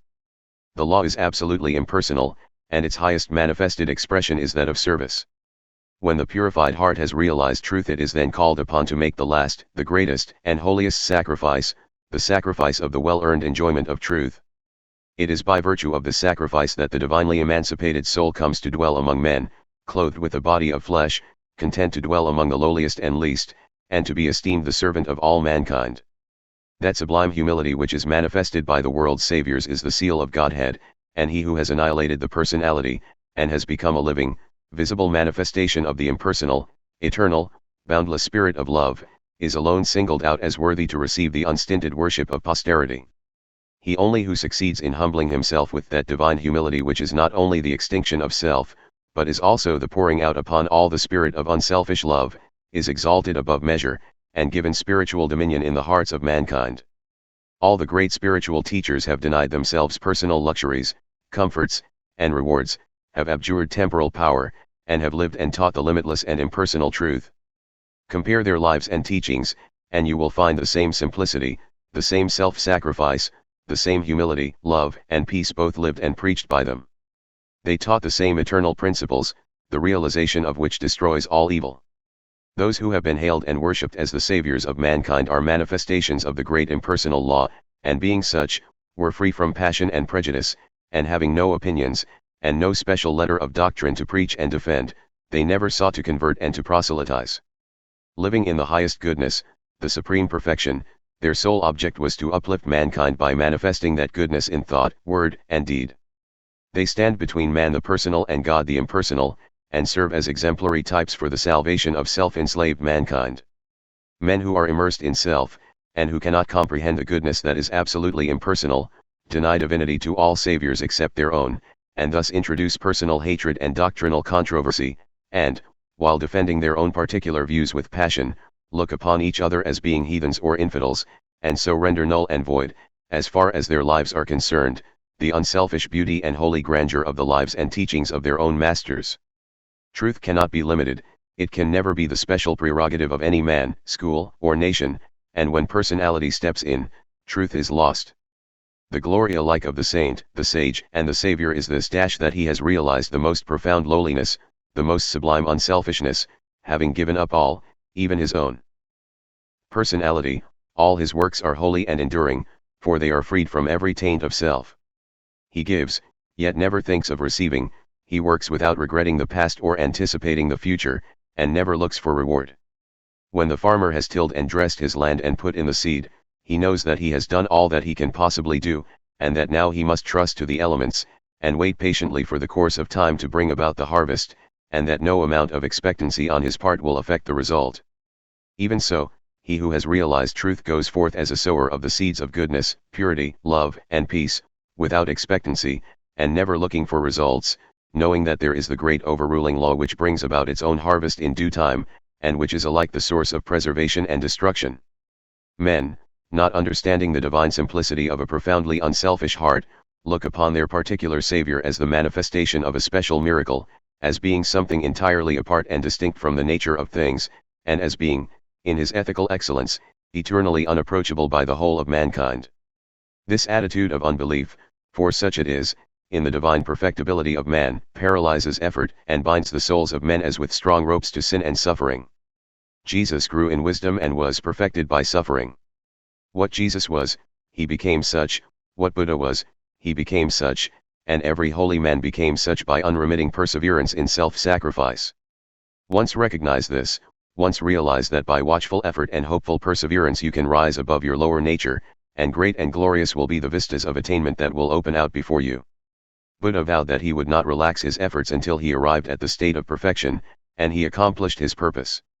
What the saints, sages, and saviors have accomplished, you likewise may accomplish if you will only tread the way which they trod and pointed out, the way of self-sacrifice, of self-denying service. Truth is very simple. It says, "Give up self, come unto me, away from all that defile, and I will give you rest." All the mountains of commentary that have been piled upon it cannot hide it from the heart that is earnestly seeking for righteousness. It does not require learning, it can be known in spite of learning. Disguised under many forms by erring self-seeking man, the beautiful simplicity and clear transparency of truth remains unaltered and undimmed, and the unselfish heart enters into and partakes of its shining radiance. Not by weaving complex theories, not by building up speculative philosophies is truth realized, but by weaving the web of inward purity, by building up the temple of a stainless life is truth realized. He who enters upon this holy way begins by restraining his passions. This is virtue, and is the beginning of saintship, and saintship is the beginning of holiness. The entirely worldly man gratifies all his desires, and practices no more restraint than the law of the land in which he lives demands. The virtuous man restrains his passions, the saint attacks the enemy of truth in its stronghold within his own heart, and restrains all selfish and impure thoughts, while the holy man is he who is free from passion and all impure thought, and to whom goodness and purity have become as natural as scent and color are to the flower. The holy man is divinely wise, he alone knows truth in its fullness, and has entered into abiding rest and peace. For him evil has ceased, it has disappeared in the universal light of the all-good. Holiness is the badge of wisdom. Said Krishna to the Prince Arjuna. Humbleness, truthfulness, and harmlessness, patience and honor, reverence for the wise, purity, constancy, control of self, contempt of sense delights, self-sacrifice, perception of the certitude of ill in birth, death, age, disease, suffering and sin, an ever-tranquil heart in fortune's good and fortune's evil. Endeavors resolute to reach perception of the utmost soul, and grace to understand what gain it were so to attain this is true wisdom, Prince. And what is otherwise is ignorance. Whoever fights ceaselessly against his own selfishness, and strives to supplant it with all-embracing love, is a saint, whether he live in a cottage or in the midst of riches and influence, or whether he preaches or remains obscure. To the worldling, who is beginning to aspire towards higher things, the saint, such as a sweet Saint Francis of Assisi, or a conquering Saint Anthony, is a glorious and inspiring spectacle. To the saint, an equally enrapturing sight is that of the sage, sitting serene and holy, the conqueror of sin and sorrow, no more tormented by regret and remorse, and whom even temptation can never reach, and yet even the sage is drawn on by a still more glorious vision, that of the Savior actively manifesting his knowledge in selfless works, and rendering his divinity more potent for good by sinking himself in the throbbing, sorrowing, aspiring heart of mankind. And this only is true service, to forget oneself in love towards all, to lose oneself in working for the whole. O thou vain and foolish man, who thinkest that thy many works can save thee, who, chained to all error, talkest loudly of thyself, thy work, and thy many sacrifices, and magnifiest thine own importance, know this, that though thy fame fill the whole earth, all thy work shall come to dust, and thou thyself be reckoned lower than the least in the kingdom of truth. Only the work that is impersonal can live, the works of self are both powerless and perishable. Where duties, howsoever humble, are done without self-interest, and with joyful sacrifice, there is true service and enduring work. Where deeds, however brilliant and apparently successful, are done from love of self, there is ignorance of the law of service, and the work perishes. It is given to the world to learn one great and divine lesson, the lesson of absolute unselfishness. The saints, sages, and saviors of all time are they who have submitted themselves to this task, and have learned and lived it. All the scriptures of the world are framed to teach this one lesson, all the great teachers reiterate it. It is too simple for the world which, scorning it, stumbles along in the complex ways of selfishness. A pure heart is the end of all religion and the beginning of divinity. To search for this righteousness is to walk the way of truth and peace, and he who enters this way will soon perceive that immortality which is independent of birth and death, and will realize that in the divine economy of the universe the humblest effort is not lost. The divinity of a Krishna, a Gautama, or a Jesus is the crowning glory of self-abnegation, the end of the soul's pilgrimage in matter and mortality, and the world will not have finished its long journey until every soul has become as these, and has entered into the blissful realization of its own divinity. Great glory crowns the heights of hope by arduous struggle won, bright honor rounds the hoary head that mighty works hath done, fair riches come to him who strives in ways of golden gain. And fame enshrines his name who works with genius glowing brain, but greater glory waits for him who, in the bloodless strife gainst self and wrong, adopts, in love, the sacrificial life, and brighter honor rounds the brow of him who, mid the scorns of blind idolaters of self, accepts the crown of thorns, and fairer purer riches come to him who greatly strives to walk in ways of love and truth to sweeten human lives, and he who serveth well mankind exchanges fleeting fame for light eternal. Joy and peace, and robes of heavenly flame. 7. The realization of perfect peace.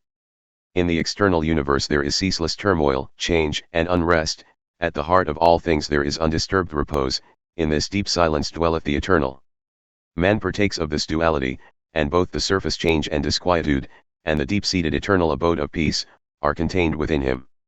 As there are silent depths in the ocean which the fiercest storm cannot reach, so there are silent, holy depths in the heart of man which the storms of sin and sorrow can never disturb. To reach this silence and to live consciously in it is peace. Discord is rife in the outward world, but unbroken harmony holds sway at the heart of the universe. The human soul, torn by discordant passion and grief, reaches blindly toward the harmony of the sinless state, and to reach this state and to live consciously in it is peace. Hatred severs human lives, fosters persecution, and hurls nations into ruthless war, yet men, though they do not understand why, retain some measure of faith in the overshadowing of a perfect love, and to reach this love and to live consciously in it is peace. And this inward peace, this silence, this harmony, this love, is the kingdom of heaven, which is so difficult to reach because few are willing to give up themselves and to become as little children. Heaven's gate is very narrow and minute, it cannot be perceived by foolish men blinded by vain illusions of the world, and the clear-sighted who discern the way, and seek to enter, find the portal barred, and hard to be unlocked. Its massive bolts are pride and passion, avarice and lust. Men cry peace. Peace. Where there is no peace, but on the contrary, discord, disquietude and strife. Apart from that wisdom which is inseparable from self-renunciation, there can be no real and abiding peace. The peace which results from social comfort, passing gratification, or worldly victory is transitory in its nature, and is burnt up in the heat of fiery trial. Only the peace of heaven endures through all trial, and only the selfless heart can know the peace of heaven. Holiness alone is undying peace. Self-control leads to it, and the ever-increasing light of wisdom guides the pilgrim on his way. It is partaken of in a measure as soon as the path of virtue is entered upon, but it is only realized in its fullness when self disappears in the consummation of a stainless life. This is peace, to conquer love of self and lust of life, to tear deep-rooted passion from the heart to still the inward strife. If, O reader, you would realize the light that never fades, the joy that never ends, and the tranquility that cannot be disturbed, if you would leave behind forever your sins, your sorrows, your anxieties and perplexities, if, I say, you would partake of the salvation, this supremely glorious life, then conquer yourself. Bring every thought, every impulse, every desire into perfect obedience to the divine power resident within you.